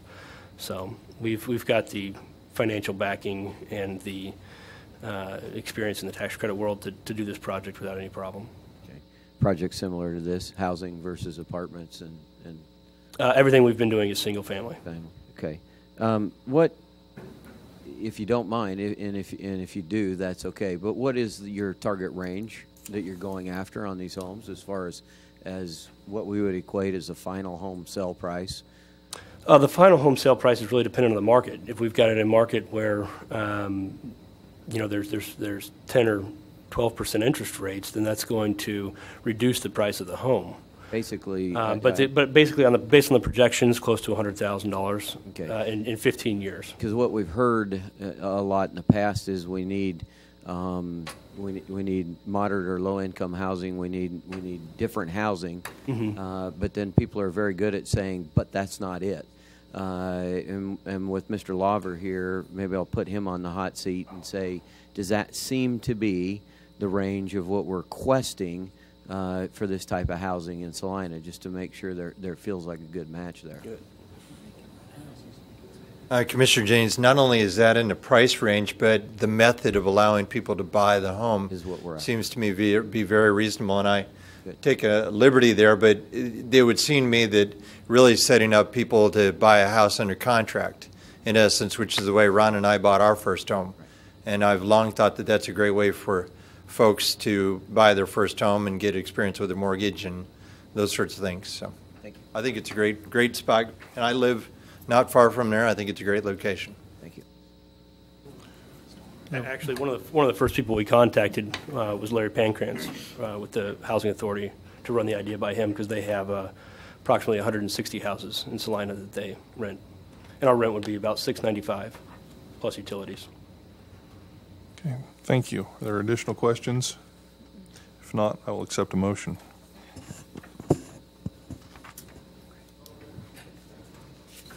Mayor, I make a motion that we approve resolution number 116799, expressing our support for housing tax credit application being submitted by MRE Capital LLC to the Kansas Housing Resource Corporation. Second. It's been moved and seconded that we adopt resolution number 11-6799. All in favor say aye. Aye. All opposed, same sign. Motion passes 4-0. Is there additional business? Mayor, I move to recess into executive session for 15 minutes to discuss confidential data relating to the financial affairs and trade secrets of a corporation, for the reason that public discussion of the information would competitively disadvantage the corporation, and reconvene at 6:30. Second. It's been moved and seconded that we recess into executive session for 15 minutes. All in favor say aye. Aye. All opposed, same sign. Do we expect any action? We do not. Okay, motion passes 4-0. We're in executive session. Oh, there goes your roast beef.